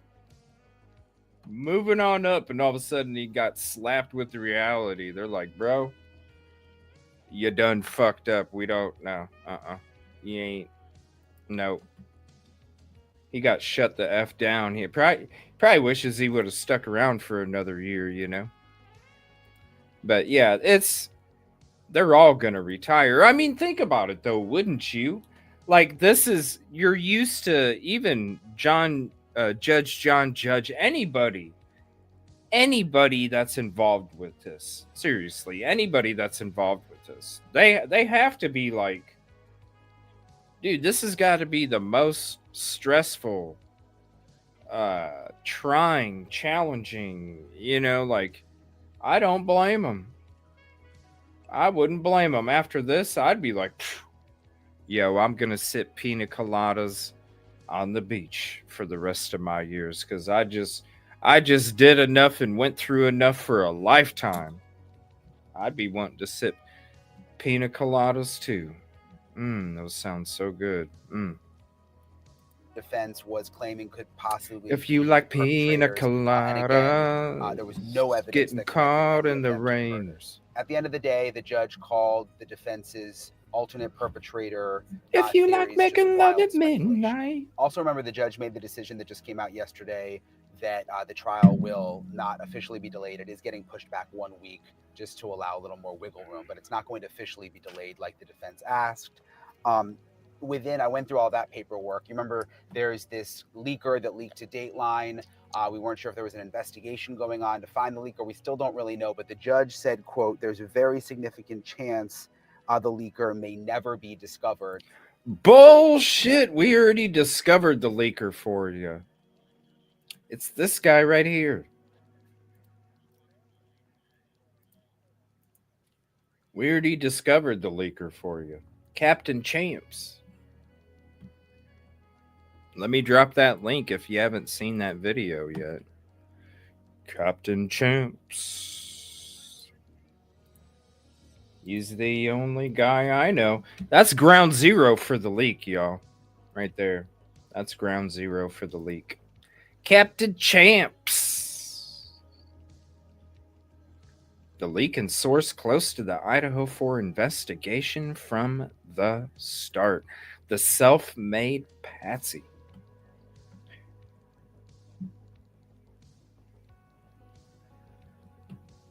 Well, okay, this is part of it. This is part of it. Oh, I'm sure it'll come out. You know who's gonna spill the beans? You know who's gonna spill the beans about who the leak is? But listen, these guys, it's kind of brought it up in the last show. All right. These guys, they weren't in an office. Okay. Whenever you hear Brett Payne talk about what he learned and who helped him with what paperwork and who helped him understand or explain evidence or anything like that, Brett Payne always talked about, they had a command center and it didn't have any doors, right? So when you have a command center and it doesn't have any doors, you got the couple guys from the 3-letter agency. You got the couple guys that are heading the investigation for the police department, and they're hanging out in that trailer together. So if you ever drive by like a construction site and you see like a little trailer that's kind of put up, in that little, it's basically, that's what it was. It's headquarters. They put up a little trailer. They had 4 desks in it, 1 at each corner, and they all sat there together all day. So, yes, this is why I'm saying this is the main source, because it's the main source, because this person was the liaison between the families, the university, and the police. And so this person became the main source because they were already connected to everybody in the first place. The FBI was able to give them whatever, and he's the top dog. The other people after that are the leakers that kind of drip down after that. Now the FBI didn't have the relationship, or didn't want to have the connected relationship. They don't want to be connected to the victims' families. They don't want to be connected as in exchanging the information when it comes to any other place, right? It's the 3-letter agency. That's where this guy comes in. He was already there. It was already his job. And so he is the one. Now, could it have been, when it comes to these 3-letter agency tips, I can see this guy right here going up to Steve G saying, guess what? So-and-so from the 3-letter agency told me this. So then Steve would then regurgitate the information because he doesn't want to get this guy in trouble. He would say, yes, 3-letter agency said something, because he doesn't want to get this guy in trouble right here. So I could see it playing out that way. But the main thing is this is the guy that not only was the liaison between all of them, but also exchanged and shared information. And they have to include authorized information about the investigation. Captain Champs is your man. All right, so we're going to switch to this. Now, it's something that I've wanted to watch with you guys for a while, and it's this is going to be crazy. It's been out for, I don't know, 4 or 5 months. But there's so many shows that I have prepped, and this is one that I was really wanting to get to with you guys for the last couple weeks. I know you've seen the noti pop out before a few weeks ago. Kohbergers Crime Mapped Out.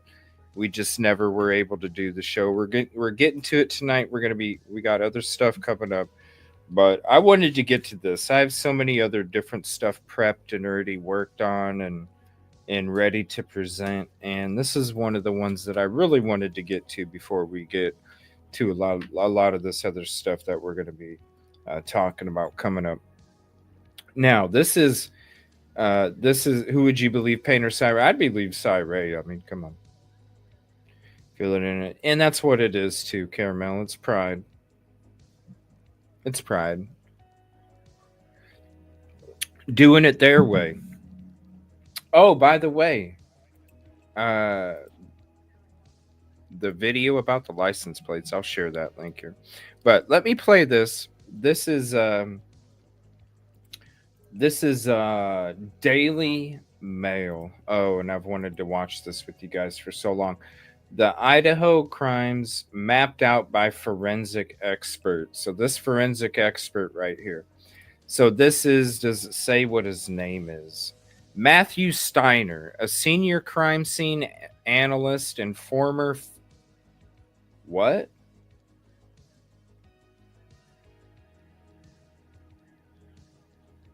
I've never heard of that term with law enforcement. Former first grade detective?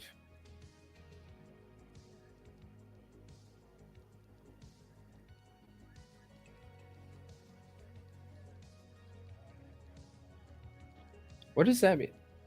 Former first grade detective? What is that? I don't know. But he's supposedly going to tell you it's all mapped out, and he's gonna tell us and explain it to us. All right. So let me see here. Here is the link. Oops, hold on 1 second. I got my other link. I got to pull this one back up. Daily Mail.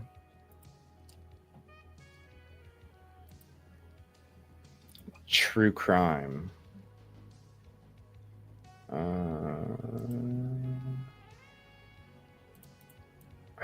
All right, here we go. All right, I gotta hear that. I gotta see what this dude. I haven't even watched it yet. Like I said, I always save my stuff. What the heck? Why is it doing that? Hold on. Let's just do this.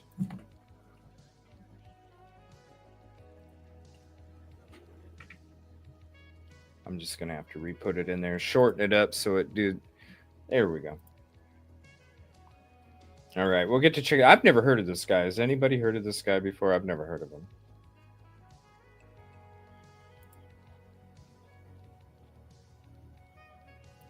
What's his name again? Matthew Steiner. Steiner. Crime scene, senior crime scene analysis and former first grade detective with the NYPD. Examines the key details of the case and provides insight into the intricate process behind catching the killer. Ooh, let me make sure I hit like. Please hit the like if you haven't yet. It is the free way to help. And here we go. This guy already looks like he's constipated or something. Everything's gonna be all right, buddy. Damn, Pepto-Bismol. Murders come back. They'll come back to the scene. I've had a couple of crime scenes where murders actually show up back at the crime scene while I'm there.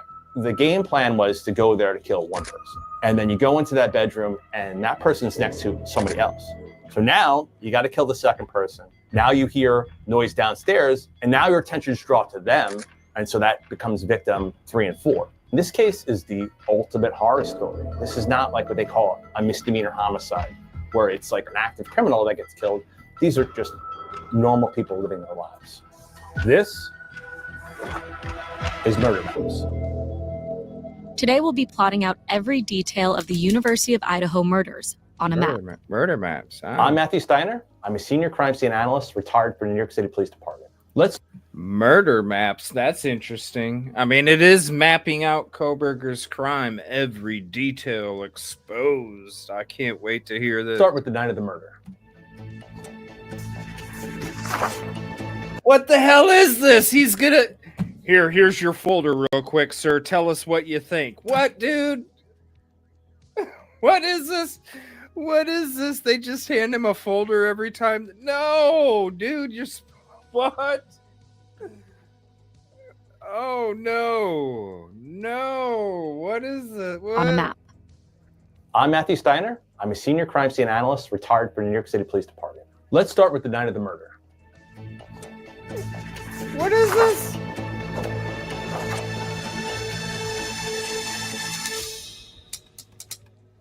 With any investigation, there is a timeline. What happens before the crime, what happens during the crime, and then what happens after the crime.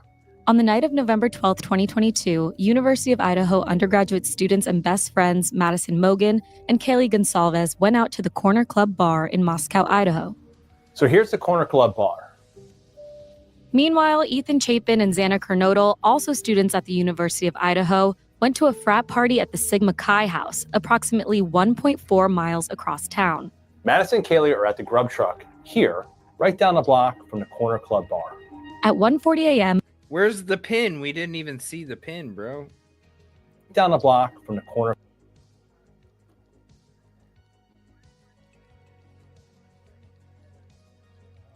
We're on full screen. What the hell? Club Bar. At 1:40 a.m., Madison and Kaylee left the bar and were captured on video at a local food vendor, Grub Truck, a 7-minute walk away. The men seen here in the footage of the girls at Grub Truck are not considered suspects, according to authorities. We have suspects originally that come up that are from the Grub Truck video. So those two people come up in the investigation, of course. But investigators ruled them out pretty quickly. They're proven to be somewhere else during this crime. All 4 victims returned home by around 2 a.m. that morning. The murders happened here at 1122 King Road. An hour after the students returned home, a white Hyundai Elantra appeared in surveillance video in the neighborhood. That's part of any investigation. You want to do what they call a surveillance canvas. Any cameras that could capture routes into, out of the crime scene or at the crime scene, those need to be analyzed. You want to see who's there, who's coming. Right. Which is one of the things that I always do when I go on location. Number 1, as soon as I show up to any location that I'm going to, I instantly do a surveillance sweep. I want to record. I do a sweep with my 4K GoPro, 5K, actually. Do a neighborhood sweep, make notes, go back through the footage, That way I can have a better view, screenshot, zoom in, take my time, break down the neighborhood or whatever area, because that's the most important thing. Because the more time that's gone is the more time somebody can take a camera away or put up a new one, and it can totally throw off what you think might have or should have been picked up. Number one, every single time, surveillance sweep. Footage is number one, period. Coming and going, and certainly in this case, Period. vehicles that are traveling in that area. A white Hyundai Elantra is seen several times circling this area of 1122 King Road. Despite Well, it's like when people were thinking that there was cameras north of 1122 facing the house, and we already went through the footage, and it's like, no, we already confirmed that there was no cameras on those two apartments right there. Even with Sebastian's stuff, when we were working on Sebastian, Micah Miller, all sorts of things. Yes, definitely security number one, because that's what's gonna capture the injustice. It's always good to know. the house being on a dead-end street, the car could be seen passing the home several times that night, including once at around 4:04 a.m. So there's AI software that can identify vehicles, looking at the shape of it, the size of it, the number of doors, and it gives you possibilities of what that vehicle could be, you know, and sometimes even model ranges. So I think this was like a 2011 to 13 Hyundai Elantra, white four-door sedan. Now let's take a look at the floor plan of the house. Okay, I'm a little confused because he acted confused when he talked about the model year. If he really studied this, then wouldn't he be for sure about it? The number of doors, and it gives you possibilities of what that vehicle could be, you know, and sometimes even model ranges. So I think this was like a... See, look at him. He's like, I think it was... Don't you think if you studied it, you'd already know? You wouldn't have to look up and look for the answer and go, I think it was? Oh, no. 2011 to 13 Hyundai Elantra, white four-door sedan. Now let's take a look at the floor plan of the house. 1122 King Road in Moscow was a 3-story, 6-bedroom home. All 4 victims were asleep on the 2nd and 3rd floors the night of the murders. 2 of the victims were found here on the 3rd floor. These victims were Madison and Kaylee. 2 of the victims were found here on the 2nd floor. This was Ethan and Xana. It is believed that the killer entered the home through the sliding glass door here on the 2nd floor of the location. A key witness in this case is a surviving roommate who was home the night of the murders. Around 4 a.m., she reported hearing crying from the 2nd floor of the home and a man's voice saying, "It's okay, I'm going to help you." In this case, we have a witness that lives on the 2nd floor of that location. She hears something going on during the time of the attack. This sort of evidence is what they call testimonial evidence. In any trial, you're going to have physical evidence and testimonial evidence. Testimonial evidence is what people say. What does my witness say? What does my victim say? What does my suspect say? They could be telling you the truth, they could be mistaken, or they could be lying. The surviving roommate opened her bedroom door and witnessed a masked man standing in her house. She froze as the man walked right by her and out of the sliding glass door. Now, why is that? Why is not victim number 5? Could be that he didn't see her as a threat. She's not blocking the doorway, and maybe he didn't see her at all. Like, his focus is on... Right. When, like I said, when I would play sports and I'd get blood in my eyes, your vision gets cloudy on the outsides of your eyes. And the last thing you're going to do is you're going to wipe your eyes or blood off your eyes, because then you're smearing even more blood, and then your vision gets even worse. So you just let the blood naturally... the eyes push the blood out to the sides of your eyes, because otherwise you're just going to make your vision worse. And that's what could blind somebody as they're they could only see the foggy vision would only let them see those lights right there that you see, these lights that are hanging. Those were lit up at night. Those were lit up. So they would have seen the light reflection coming through that sliding glass door, and they could focus on that sliding glass door, and the vision of the sides of their eyes, it would be blurry from the blood, and that's how they wouldn't notice somebody peeking through the door after all that is because, I mean, think about all the red stuff that was flying everywhere when they went in Ethan and Xana's room. That's probably why they sat down for a minute. So I could definitely see how they wouldn't see them walking out. On the door. I'm getting out of here. I just killed 4 people. Yeah. I want to escape as quick as possible and You not see even the light. notice this person. Yeah. And it could be also that like the game plan was to go there to kill one person. And then you go into that bedroom and that person's next to somebody else. So now you got to kill the second person. Now you hear noise downstairs. Maybe Ethan and Xana are awake and they're like, I hear somebody in the house. Someone's upstairs. And now your attention is drawn to them. And so that becomes victim 3 and 4. And then number 5 just wasn't in your route. You didn't see him or they didn't pose a threat and you're wearing a mask anyway. How could they identify you? From the beginning, the police said this was a targeted attack. I'm assuming during trial, we're going to learn a lot more about this case and what we know. And it could be something very specific that he was fixated on one of the female victims. When he goes to kill the one girl, all these other people are collateral. The surviving roommate that witnessed the murder in the house described him as 5'10", athletically built but not muscular, with bushy eyebrows. She only had the opportunity to see this person for a couple seconds. What could you remember in a couple seconds? And then add in, what was the lighting like? What was your state of mind? Are you just waking up? Are you kind of groggy? Or do you think something's happening and there's this fight or flight reaction your body's going through? You're not going to remember every single detail.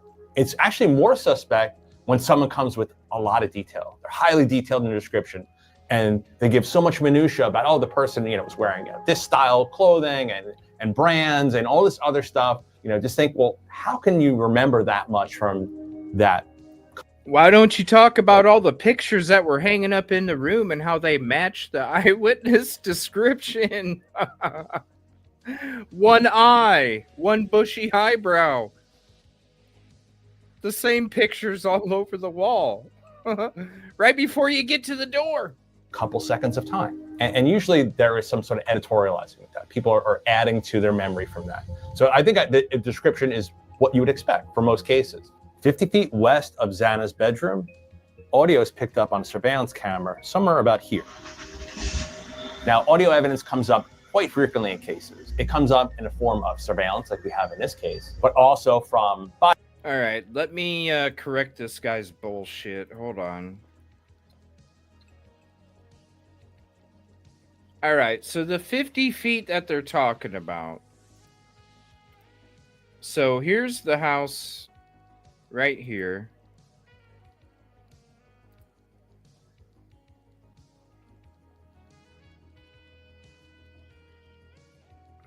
Hold on.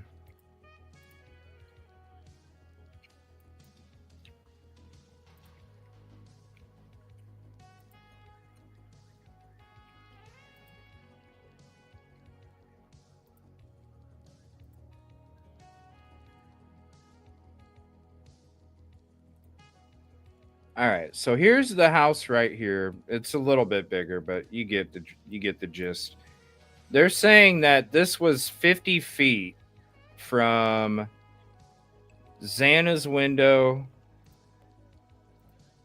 to that camera right there at 11:12. All right. We actually came up with it. It was 67 feet.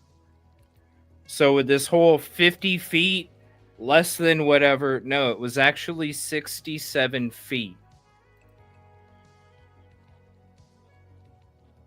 When it comes to the distance from 11:12 to Xana's window. Now, I don't understand why in this they show Linda Lane. I'm not sure why they showed Linda Lane. So I don't get that, why they did that, but they did. They were actually talking about 11:12. This case, but also from body cam footage, it comes up from 911 phone calls. Some of these newer cameras, even like a Ring doorbell cam, can pick up sounds from 50 feet away. 3 minutes after the security camera picked up that audio, a white Hyundai Elantra was captured in video footage leaving the neighborhood.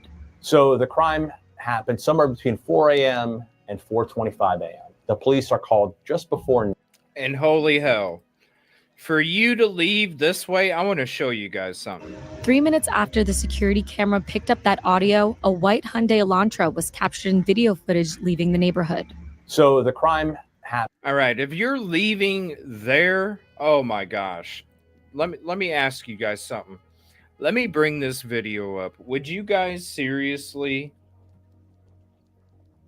want to leave through this? Let me pull this up real quick. I was freaked out to even drive up through there.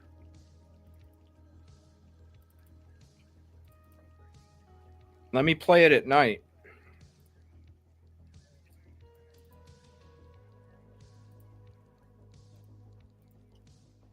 There's no way.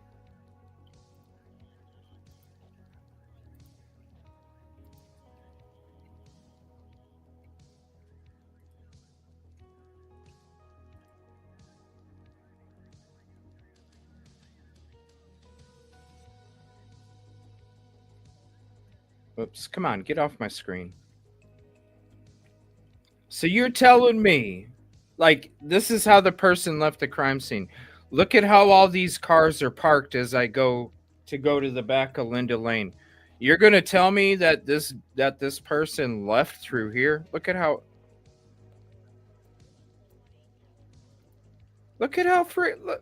tight it is, and look at the direction of all the cars. They're facing this way.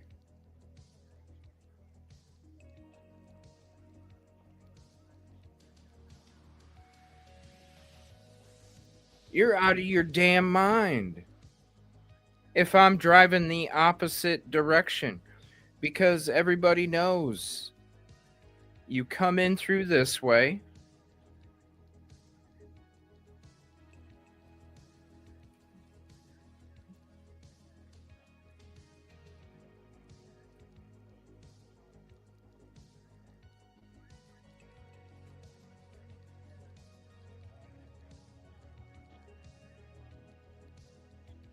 I just parked where the vehicle parks for Linda Lane.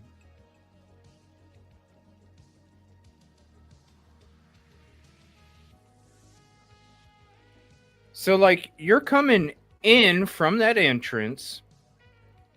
There's no way you can see if a car's coming. And then this is how you leave. Now, the reason that the cars are angled in this direction as we come up here is because people that live on this side of the apartments turn right and go up that side street next to the house. But this is how you leave. And then you turn right. Ooh, look at, you can see the deck right there already. And this is where you turn right. So you would turn right to leave. This, leaving this way doesn't make any sense either. Happened somewhere between 4 a.m. and 4:25 a.m. The police are called just before noon the next day. So it's about 8 hours, 7.5 to 8 hours that the police aren't called. So this comes up in question and even draws attention to the 2 surviving roommates that live in that house. These things happen. 911's not always called immediately. You don't know how you're going to act until you're in that situation. You think, oh, I was going to call 911 right away. I'm going to take action. I'm going to fight. I'm going to do this or that. But until you're in that situation, you don't know what you're going to do. At 11:58 a.m. that morning, a 911 call was made from a surviving roommate's phone. Responding officers found 4 victims in the house, all with multiple stab wounds from a large knife. Let's take a closer look at the accused murderer, Brian Kohberger. Brian Kohberger was born November 21st, 1994. He was 28 at the time of the murders. Brian grew up here in Effort, Pennsylvania. He graduated from Pleasant Valley High School, 2.3 miles away from his home here. So it is alleged that Brian Kohberger had dealt with some bullying when he was growing up, some weight issues, as well as being kind of an outsider, being depressed. He suffered from this condition called VSSS, or visual snow syndrome, which is like a rare neurological disease. And you basically walk around with old school TV static in your vision all the time. So they know it is associated with migraine headaches, depression, anxiety, and this dissociation. Right, and physical activity. If you read through any of those HTC Kohberger message threads, you would see that a lot of the visual snow was activated by physical activity. So the dude's going in there to commit 4 crimes, knowing physical activity flares up the visual snow and makes it worse because the blood pressure is what elevates it. And somehow he's able to... I don't know. Just because you were picked on, you were depressed, you have VSS, doesn't mean that you're going to go out and commit a crime. This trope of the killer getting revenge on somebody is not always the case. Correlation is not causation. What would be interesting then is that we have this documented... Oh, Carmel, I even from the beginning, I was like, I bet you this person took a bike. Because if they wore black clothes, are you going to see blood on black clothes as you're riding a bike? Are you going to think anything different of somebody riding a bike at night? You're going to think, no, a student was out late studying. It's a cold night. They're all bundled up, riding a bike home. Especially if they had a backpack on that had all the gear that they needed to commit the crime. Because I've even said, look, they could have, when you look at this video right here, and you see how dark it is, they could have literally sat back there. They could have literally sat back there, attended to whatever whatever wounds they needed to attend to. They could have patched themselves up, attended to whatever wounds they needed to attend to, put the stuff in the bag, throw the backpack on their back, hop on their bike, because look, you're so hidden. You won't even see the bushes until I turn my lights on. This is how dark it is back there behind 1122. They could have literally hid their bike back there, watched everything take place, what lights go off, who's walking through the kitchen, hopped on the bike, hiked it up through the hill behind it, went on to Walenta Ridge, and hopped on a bike and Paradise Path. You can connect to Paradise Path not too far. And then Paradise Path takes you all the way downtown through all the university stuff. They wouldn't know anything better. Look, you'll see the difference. You can see how dark it is. I have a whole, sitting in this back parking lot, I have a whole view. You can see Sigma Chi's house. Right back over here is Sigma Chi's house. And then all of a sudden when I turn on my lights, look at all those bushes I could have hid behind, right? Right here's the patio to the house. I could have walked over to the left. Look at how dark it is. And that's with lights from an SUV.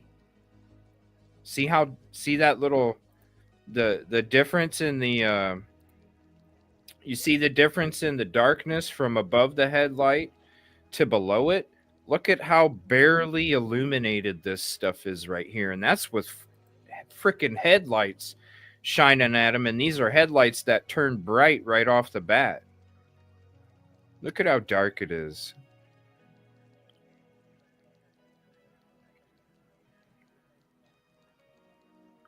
And then you got the little hill right there on the side. Yes, definitely. Definitely.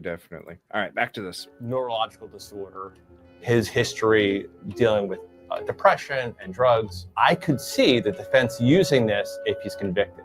Because in the state of Idaho, he could possibly be executed. So if he's convicted, maybe keeping him off death row by saying, listen, this poor kid, he has this condition, he's in this dissociative fugue state. When he kills these people, he didn't know what he was doing. Not that, he shouldn't go to jail, but at least let's keep him alive. Which brings us to his time in Washington State. At the time of the murders, Kohberger was a PhD criminology student at Washington State University's Pullman campus. He was also a teaching assistant. Certainly, if you are a criminal justice student, you know how investigations run, not only what killers do, but how the law enforcement end of it works and how trials work. So he has intimate knowledge of the criminal justice system. It has been speculated that having this knowledge is what helped him plot out his crime and how to cover up his tracks afterwards. Again, correlation is not causation. There are plenty of criminal justice students that aren't criminals. He lived at Steptoe Village Apartments. That is 10.9 miles away from the scene of the crime. His neighbors at the Steptoe Village Apartments told reporters that Kohberger's demeanor changed, and that he even asked them about the murders in the days following the crime. So there is reports that Brian Kohberger was talking about this case with one of his neighbors back in Washington. Not a good tactic if you are someone that committed a crime. You don't want to bring attention to that crime, talk about that crime, tell anyone that you know anything about that crime. That's the first rule about committing a crime. Don't tell anybody. Shut your mouth. It could be him flexing his criminal justice muscles, trying to impress them, say, hey, I think it's this motive. I know, I'm an expert. But it also could be that he gets some sort of perverse satisfaction of talking about this and to a stranger. And then in his mind, it's like, this person doesn't know that I did this. But a smart criminal would not talk about it. Because now in your mind, you're connected to this crime with your neighbor. And as more information comes out, now they're looking for a white Elantra. Now your neighbor's like, oh, I was just talking about that case with Brian. What does he drive? Oh, white Elantra. And now you become part of the investigation. Now let's talk about the murder weapon. The murder weapon has never been recovered, so we don't know where it is. So in this case, we don't have a murder weapon recovered. In a murder case, you want to have that murder weapon. You want to have that connection. This is a key piece that was used. Maybe the victim's blood is on the blade. Maybe your suspect's DNA is on the handle. But just because we don't have it doesn't mean we can't prosecute somebody. We have cases where we prosecute someone without even having a body. And just think, like, as the person who commits a crime, what is the first thing you're looking to get rid of? It's going to be that key piece of evidence. I'm sure they spent hundreds and hundreds or thousands of hours looking for this murder weapon and they still haven't found it. Or they do have it and they haven't released all the information yet on the case. Let's look at Kohberger's movements after the murders. According to cell phone data and surveillance footage, the morning after the murders took place, Kohberger traveled 30 miles south from his apartment to Clarkston, Washington. He stopped at Kate's Cup of Joe at 12:36 p.m. on November 13th. That is 35 miles from his apartment. To get there, Kohberger would have to cross the Snake River that divides Idaho and Washington State. Now, I don't know if this is likely, but it would be a good place to ditch evidence. You throw something that has DNA on it into water, it's not going to survive for a very long period of time. For some period of time, but not for days, weeks, or months. There's no... Right, that's why this freaking search is a sham. And I'll end the show with that little 4-minute video because it's ridiculous, man. This whole publicity stunt. And you're just going to create more speculation and chaos, and there's no way it'll ever get answered or handled. I don't know why they're doing it. I just don't understand. Linkage there. It doesn't have the blood of the victim on it. So we don't know if it's a murder weapon. 10 minutes later, he's seen at this Albertsons grocery store nearby. Now, it could be something just ordinary. He's there to buy groceries. He's there to buy toilet paper. Yes, he's there to shop because you get grocery bags in Moscow that you don't get in Washington State. I shopped at Moscow because I got tired of not having bags for my stuff. You do go to Moscow, and when you're living at Steptoe, and you can literally take Airport Road to frickin' Moscow, cross the border, hang a left, and go shopping. Paper towels, or it could be to purchase stuff to help him clean up after himself in a crime scene. Bleach, garbage bags, things like that to get rid of evidence he may still have. So after the crime, Brian goes back to his life. He was known as kind of Busby, when you're there the first 2 nights and because you're never used to not having grocery bags to put your stuff in when you go to the store. And the first 2 nights I'm walking in like a damn kangaroo with all my shit in my hoodie. taking 2 or 3 trips going, dang it, I need to remember to go to Moscow. It was frustrating. Hard ass, hard person to get along with, very argumentative. And then after, he's kind of disheveled now. Could be that this crime affected him. The next major plot point in this case is Kohberger driving cross country with his father. Now we're at the Christmas break. Brian's going to go home. His dad flies out from Pennsylvania to Washington to take this long cross country journey. Kohberger and his dad drove in his white Hyundai Elantra from Washington State University, all the way to his parents' home in the Chestnut Hill Township of Pennsylvania. That's approximately 2,531 miles of driving. On their cross-country drive, Brian... Okay, they didn't take that route. They didn't take that route. Why are they... Did they even do their homework? This is not the route that they took. Sorry, it looks like StreamYard's bugging right now. This is not even the, like, dude, this is crazy. You're getting handed envelopes.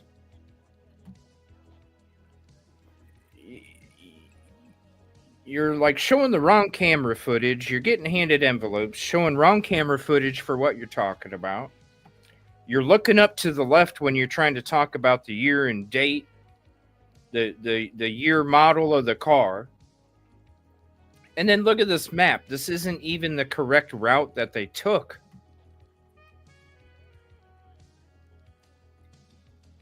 What the hell? This, come on, Daily Mail? I thought they were better than this, man. I really did. I'm disappointed. They obviously didn't do their homework. The guy was just handed folders. I mean, if you're going to have a forensic expert on, why don't you give him the, like, don't make it, it's not his fault. He was just handed some folders. Don't make him look like a dumbass, Daily Mail. Because that's what you're doing. You're making him look like a dumbass now. Brian and his dad are pulled over twice within 9 minutes of each other, just outside of Indianapolis. He's pulled over for tailgating right here in Indiana. He's let off with a warning, and 9 minutes later, he's pulled over again here in Indiana for the same exact infraction. Being too close to the car in front of him. Could be that he just wanted to get out of there as quick as possible. And he's only within a couple hours of leaving Washington. The intern files, Busby. Guess what? We got some intern files tomorrow night. We're going to have Jay Koff, one of her videos covering the DoorDasher Molly. It's MSM night covering DoorDasher. We're going to hear all the twists, lies, manipulation, web spun included. And Jennifer Coffer's intern files. You know they'll be included. I think I might. Let me know. Let me know if I should do Jennifer Coffindaffer's spot first, or if we should save Jennifer Coffindaffer's spot for last. And if you're not subscribed and you're enjoying the stream, please hit the subscribe button also. Make sure you hit the like if you're enjoying it as well. And thank you all for being here. This guy, dude, I don't know. I expected a hell of a lot more than what I'm seeing already. Cop pulls him over. His interaction on video seems like he's pretty calm, and then he tells him who he is, and then the cop leaves him with a warning. And then 9 minutes later, he gets pulled over for the same damn thing. The father's also interjecting, he's proud of his son. Coming from Washington State University. So y'all work at the university there? Actually, PhD. Okay. But again, he's let go.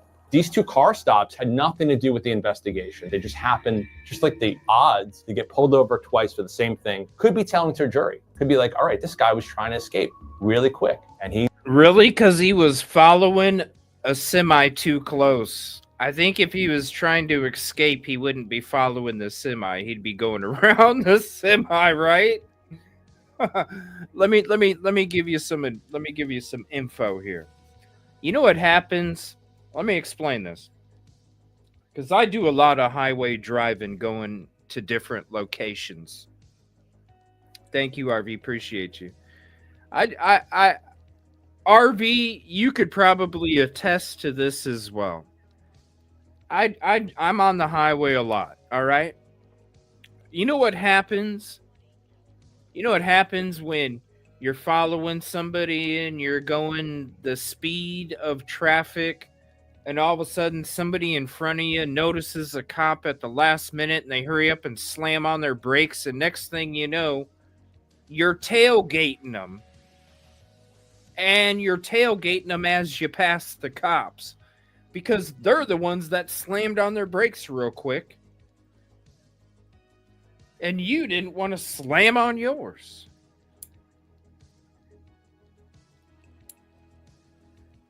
It happens. If he was trying to escape, I just don't think he'd be following a semi.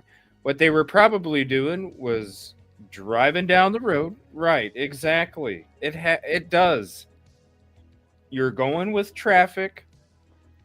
All of a sudden, somebody in front slams on the brakes real quick, and then, just slams on it real quick, just so they don't try and look like they're slamming on their brakes in front of the cop. And the next thing you know, you're on their tail as you're passing the cop, because you're not trying to slam on yours like that. And within a 9-minute period, they were probably, I don't know, looking for the rest stop because they were going to get Thai food, remember? He was on somebody's ass the whole time, and he does it again. That's how far he wants to get from this incident. Do you think his dad knew at this point? I don't think his dad knew. He's been quoted online as having a lot of respect for his father. I think he would be afraid to disappoint him. I just don't see how it would benefit him. Sure, confessing sometimes makes people feel better, and that's why they do it, but I don't think that's the audience for him. Let's take a closer look at some of the details of the victims.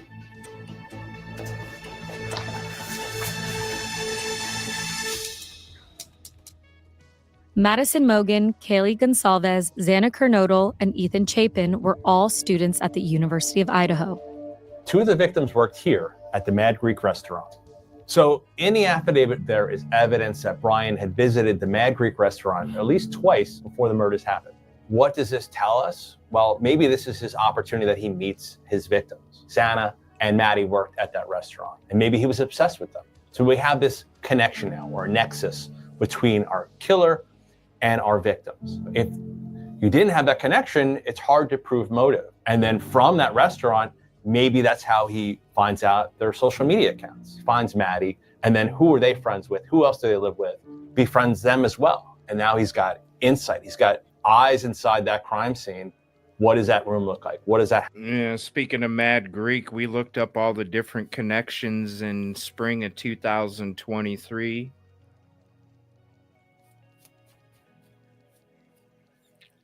You want to know where all those bank accounts came from? The old men that live up in the mountains that love having eye candy and paying for appearance fees. Just saying. The house look like? What's the layout? As well as possibly doing reconnaissance, driving there, looking at these bedrooms, comparing them to photographs from social media. That's what an organized killer would do. In the autopsy reports, you have multiple puncture wounds, lacerations. One victim said had more than another. That could be the intended target. Who knows? Maybe that's just someone that was fighting more. One of the victims, or the 4 of them, had defensive wounds. That means that they have their hands out, they're trying to defend themselves, and they have injuries to those hands or arms. I wouldn't be surprised if the defensive wounds were either on Xana or Ethan, because they maybe have heard someone was in a house, and then now they're in the pathway of the killer leaving. I honestly think with Ethan's injuries, I honestly think that Ethan was passed out drunk. I don't think he was... I don't think he was necessarily coherent. I think he was passed out drunk, just like Maddie. I think Maddie was passed out drunk. It would have taken a lot. And I think Ethan was, because when it comes to Ethan's injuries, well, I mean, you can see the injuries. The dude bled out.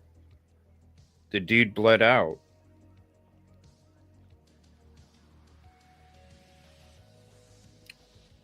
slice going across the neck. How do you bleed out that much where it literally drips from the top of your foundation? When you bleed out through your neck and both of your arteries, that's where that amount of blood. Think of Nicole Simpson laying on the sidewalk, right?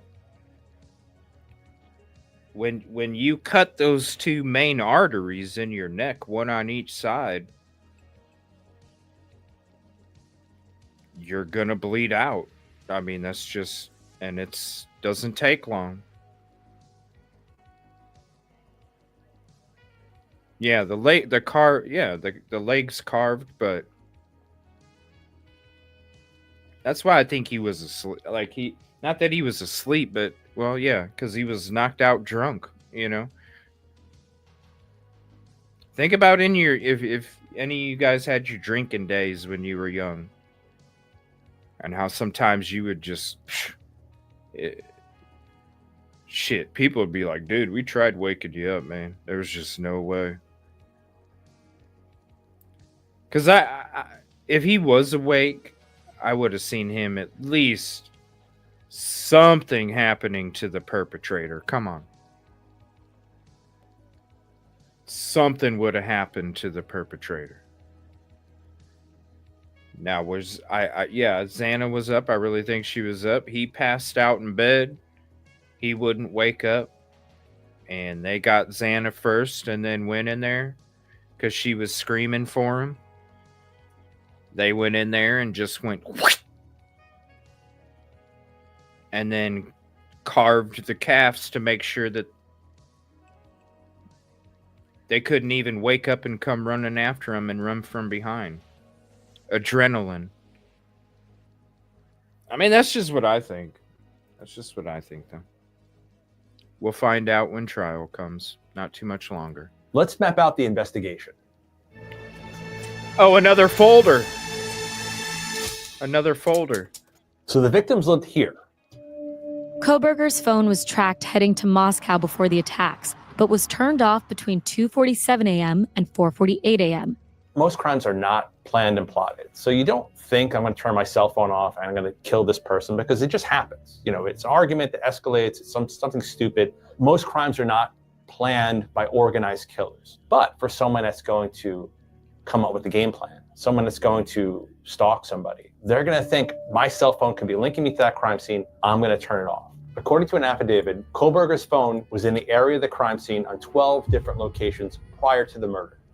Most of these instances in the middle of the night. That is certainly something that is going to weigh heavy on the minds of the jury. Why? Okay, if anybody that is studying digital forensics, if they're gonna leave their house and go, "Oh shit, I forgot to shut off my phone," you're gonna shut your damn phone off before you leave the house, number one. And number two, if you know about digital forensics, you're gonna go, "Hey, guess what? I should probably turn my autoplay on YouTube and click play all on one of my playlists and leave my phone at home while it's auto playing YouTube. So then my phone appears like I'm at home watching YouTube. And I didn't even go to school for that. And I know. Come on now." Does that mean he killed them? No, it just means that he was there before. The prosecution is going to put their slant on it, saying this is him doing his stalking. This is him coming up with his game plan, observing the crime scene before he gets there, knowing which door he's going to enter, which door he's going to exit. Where does my victim live? The defense is going to say, hey, this guy, he likes to drive around at night because he likes to go watch the stars. And these towns are close. They're 8.5 miles away. So why not drive there? They could probably bring up him driving around at the same time of night in another location. It all has to do with how it's presented to the jury and how they're going to interpret it. In addition to those 12 times, cell phone... And that's what Yoli says all the time, and it's the truest. It's all determined on how it's presented and how it's going to be recepted. Regardless. Data revealed Kohbergers' phone back at the crime scene at 9 a.m. the morning following the murders. Some investigators, if they're smart and experienced, not back at the crime scene. The phone pinged to the same tower that 1122 utilizes.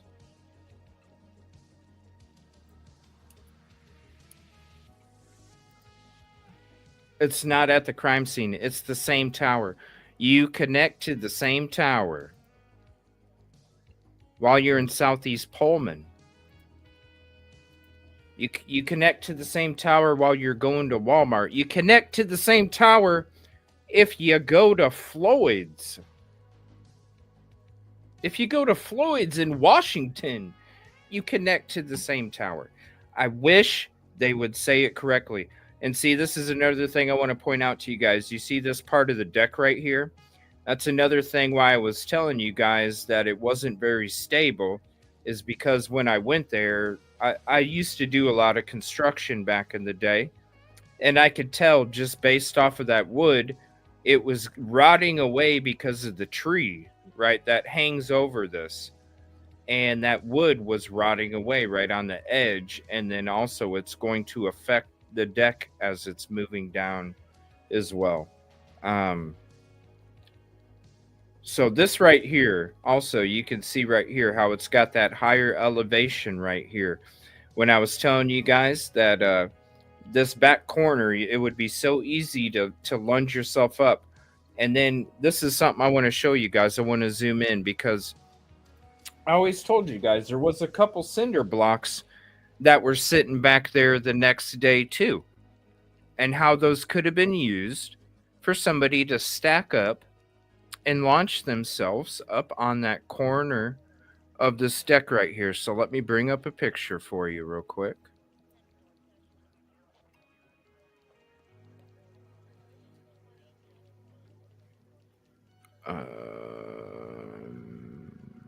Where did it go?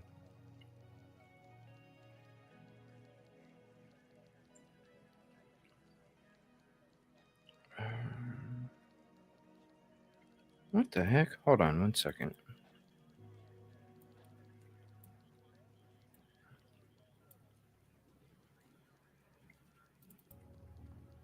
Here we go. All right, let me show you this photo real quick. All right. So you can see right here, you got the higher elevation.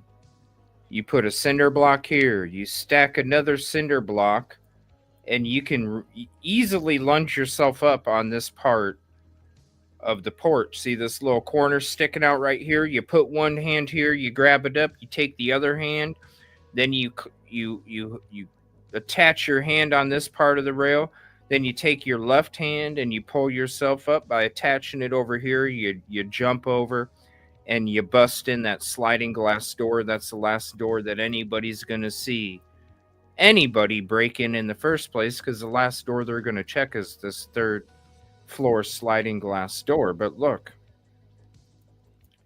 cinder blocks, cinder blocks,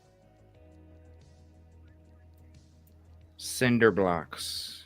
Step up, lunge up, bust through that third floor sliding glass door, hide in this room, and then when everybody's done, go in and commit the crime. All right, let me switch back to this. I don't know about this Daily Mail thing. I expected more. If you have that crime scene tape up, you have a crowd on the other side of the tape, you surreptitiously take your phone and start taking photographs, because sometimes the killer's there. And that could be for a couple of different reasons. It could be they're curious to see where the investigation's at. So over here, the detectives saying they have this or that, or don't have this or that. It could be a perverse pleasure you get from revisiting that crime scene. Or it could be, in this case, that the killer realized that they left a key piece of forensic evidence inside that house. And maybe they wanted to go back into the house to retrieve it. Here's what they found inside. All right. And this is one thing I want to share. And we're dropping a lot of links tonight, but if any of you guys check at least one of them out, you got to check this one out right here. You can literally click on it. It'll take you there. You can back out, come back to the live show. It'll put it in your history feed, and then you can check it out after the show is done. It's like I think it's like a 20-minute video. This explains, this is from like a couple years ago. This explains, in my opinion, my theory, why the K-bar was Kaylee or Maddie's. Why the sheath was left where it was at. Explaining why the sheath was left where it's at. Explaining why the sheath was left. Explaining why the knife isn't there anymore. Explaining it all. I honestly feel that it was owned from Maddie. Kaylee grabbed it, was holding the sheath in her left hand. Just check out the video, trust me. I break it down. I honestly think it was. I honestly think the person or people that committed this crime have it as a souvenir right now. And I wouldn't be surprised if they're showing it off and they're like, here, Jimmy, you want to gut that fish with my K-bar? Well, damn, that's a nice K-bar, Bobby. I know. And then while Bobby's looking at Jimmy using the K-bar to cut up a fish and clean it up, Bobby's sitting there going, that son of a bitch don't even know that killed 4 kids. And I took it as a souvenir because they tried to kill me with it. And I took it from them. How dare she try and attack me? Hello? Maybe that's why Kaylee's face had the injuries that it did. Was because she was the only one that tried to fight back with a weapon and they wanted to make a point. Like I said, I break it down. I really feel like it was Maddie's and Kaylee grabbed it.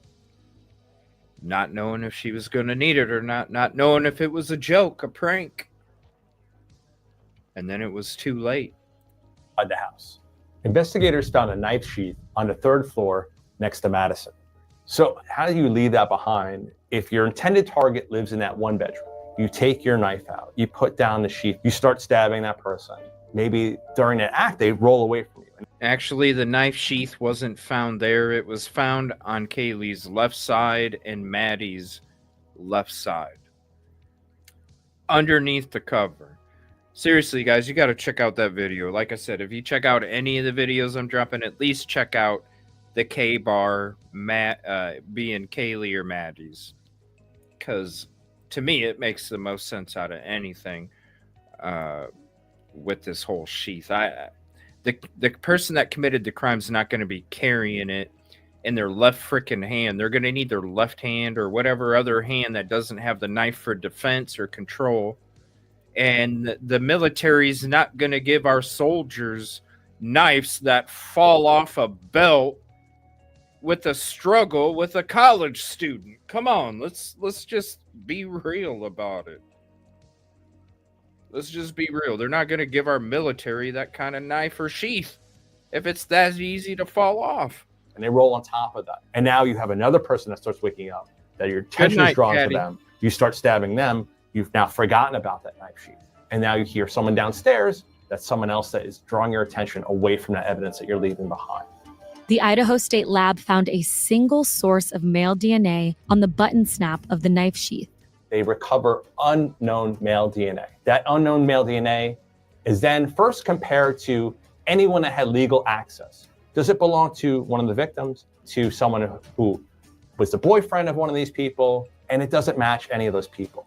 They take that generated male DNA profile and they put it into one of these commercial DNA websites. And what these websites do is they may say that you're 23% Italian, whatever they're going to tell you, but also what they tell you is who you're related to. From that, investigators will get some more information. A genealogist will look at this data and they start building out these genetic DNA trees from there. Who's related to who? We get a hit to someone we're related to. One of these people is Brian Kohbergers' father. They get a warrant. They start surveilling the house where Brian Kohberger's family lives in Pennsylvania, and they start going through that trash. And now we have this definitive match that someone related. Now they have probable cause to arrest Brian Kohberger. They do a cheek sample from inside of his mouth, and now we have a match to the DNA that's from that knife sheath. It's time to look at the arrest and the trial. I'm so tired of these folders. I'm glad this thing's almost done. I can't stand these damn folders. Kohberger was arrested at his family's home on December 30th. So 6 weeks after the murder, Brian Kohberger is arrested. This is actually a good amount of time. This is not like a super fast investigation where they rushed things and they missed a bunch of stuff. They took their time. They made sure they got the right person, it seems, and they went through all the steps not to get this evidence thrown out in court. Because that's the last thing you want to do, is just collect something. You went through all this trouble to collect it, and then it's not allowed to be used as evidence in court because, improper procedure, or you needed a warrant and didn't have one. He first appeared in court on January 3rd in Monroe County, Pennsylvania. The next day, on January 4th, Kohberger was extradited from Pennsylvania to Idaho.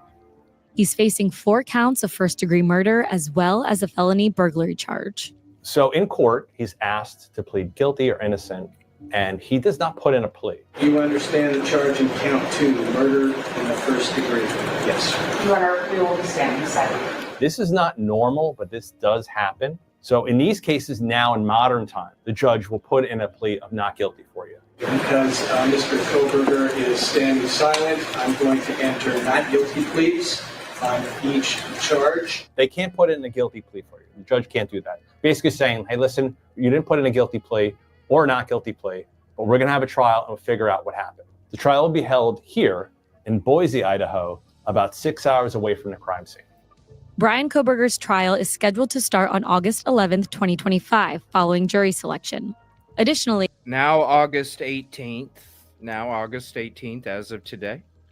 a gag order was placed on investigators and lawyers involved with the case. So the gag order is for the trial in general. It's the judge who doesn't want to have a mistrial here. They don't want to have legal standing from the defense to say, oh, my client was convicted because something was done improper. So they want to make sure everything is done properly. They want to give that defense as much time as possible to go over the evidence. That's why this is taking so long.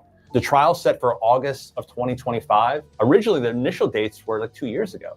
In late 2024, Kohberger's attorneys submitted a motion to eliminate certain pieces of evidence from the case.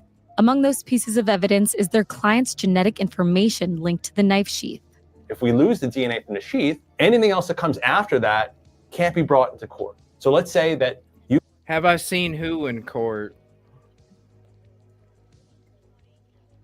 Oh, look who it is again.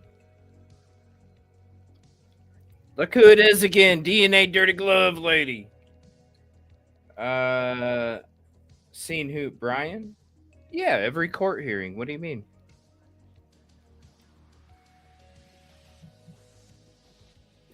Right? Exactly. Exactly. Just like again today. What was it? Let me see. The 24th. Let me look real quick. Sorry, we're having camera issues tonight. It's hopefully StreamYard fixes it. I just didn't feel like backing out a billion times. Yeah, 24th supplemental request for discovery. On the 25th. Oh, in person? No, I've never seen him in person. No, I don't pretend to be BK's friend like some other people on here. Look at that DNA Dirty Glove lady.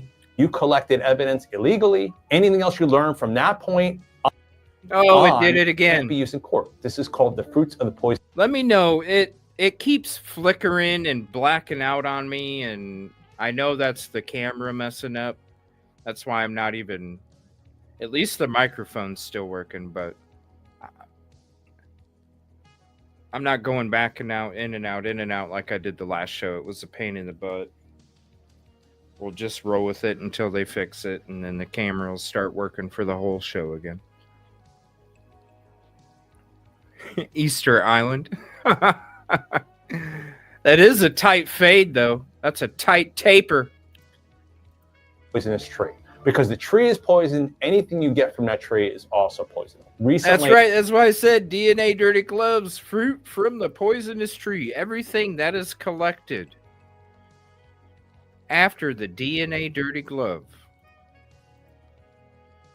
is fruit of the poisonous tree.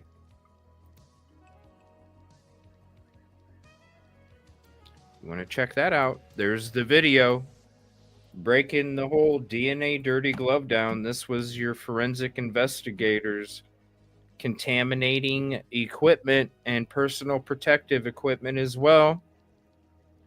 Both of them that were used inside the crime scene to investigate, document, and collect evidence, ladies and gentlemen. And when you see how dirty the DNA gloves are, oh boy.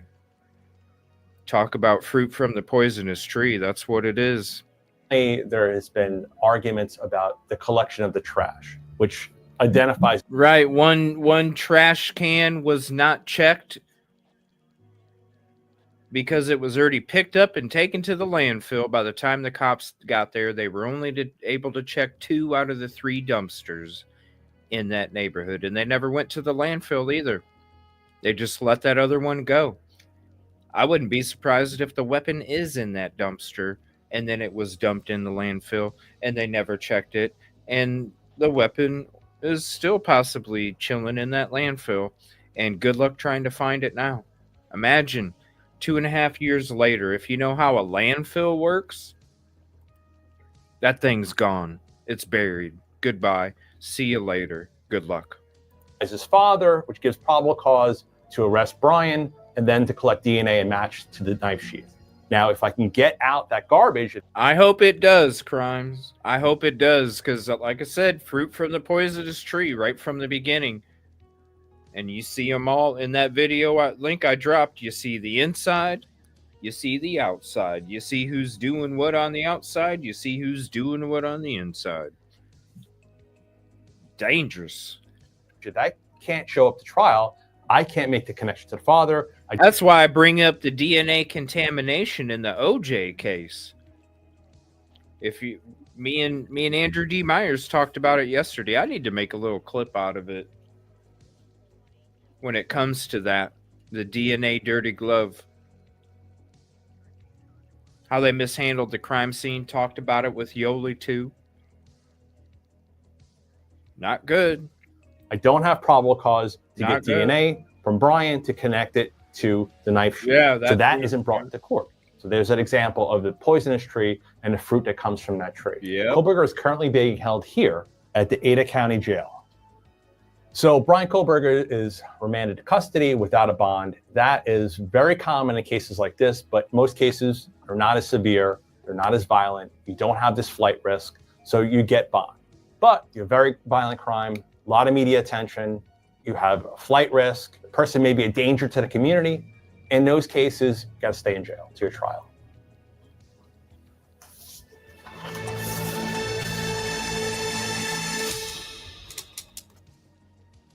One year after the murders, 1122 King Road was demolished. It was a reminder of what happened and trauma to the students that were still going to school there. They could see this house every day. So this is the judge's decision to say, okay, we don't plan on going back. But that then becomes a conversation with the prosecution and the defense. Both sides agree that we're not going to bring the jury back to this crime scene. The college could do what they want with it. I don't think it was a bad decision because we have that crime scene locked down, memorialized. What? You don't think it? Oh, my Lord. The jury. Forever in so many different ways. This scene is documented through thousands of photographs, video, and laser scan technology where you could go in and you could... They're not using the laser. They're using, like I said, I thought they were going to be using VR headsets to give the jury, here, you can walk around. Exactly.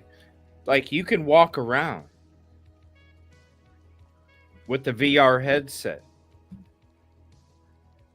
But this dollhouse? No. I don't know. It's going to be crazy. And you're exactly right, Lysandra. That's what it is. Yeah, you get a dollhouse. Ridiculous. Virtually walk someone through that scene to show every aspect of that house. So it's not gone. We still have it, just in other forms. Whatever. On November 30th, a candlelight vigil was held for the victims. Whatever. Grieving family and classmates gathered here at the University of Idaho campus. I will go on a record. I'll say that I think he did it. Yes, there's a lot of evidence. If Brian Kohberger is the killer, this is someone who studied criminology, that they had intimate knowledge of how to try to get away with the crime and did a terrible job at it, left key evidence behind. Will he get convicted? I don't know. Am I right? I don't know. I don't know what the prosecution has and what the defense has. Sometimes these cases are won or lost during jury selection. I had a case where I thought we had all the evidence in the world to convict someone of murder, and the jury didn't think so. Yeah, you may be sure that you think this person did it, but you may not be convicted criminally in a trial. Kohberger's Yeah. I don't know. Just like with, hey, at least they were honest. He was just handed a bunch of folders and said, "Here you go. Tell us what you think." I don't know. Daily Mail usually, you know, even though it's kind of like MSM spin, usually they do a better job than that. So I'm surprised with that. Unfortunately, I'm going to have to end this show for this evening. We're going to have to make a part 2 and do the alleged actions after the crime and whatever updates that happen overnight, and we'll go ahead and cover those in the next one. So I might be on in the morning, afternoon. I'm not sure. We will be back on for sure tomorrow night. I was going to try and do something else for tomorrow night, so I'm probably going to try and do this part 2 and still keep the same schedule for tomorrow night for when it comes to the MSM discussing DD Molly, because there's a bunch of shit we got to get into with that too, especially the intern files. Oh, we're gonna have to check that out. So just make sure you have that bell clicked. If not, if you haven't been getting your notifications, unclick it, click it again, unsub, sub back, click it. I mean, who knows? YouTube's so buggy anymore. I know the notifications have been an issue. So just keep an eye out, and we will be back for sure tomorrow night. I love you guys. Hope you all have a peaceful, positive evening. Sorry about the technical issues. Hopefully they'll all get fixed. We will see you tomorrow. I love you guys. Please be safe. Hug the ones you love, because you never know. Appreciate you guys.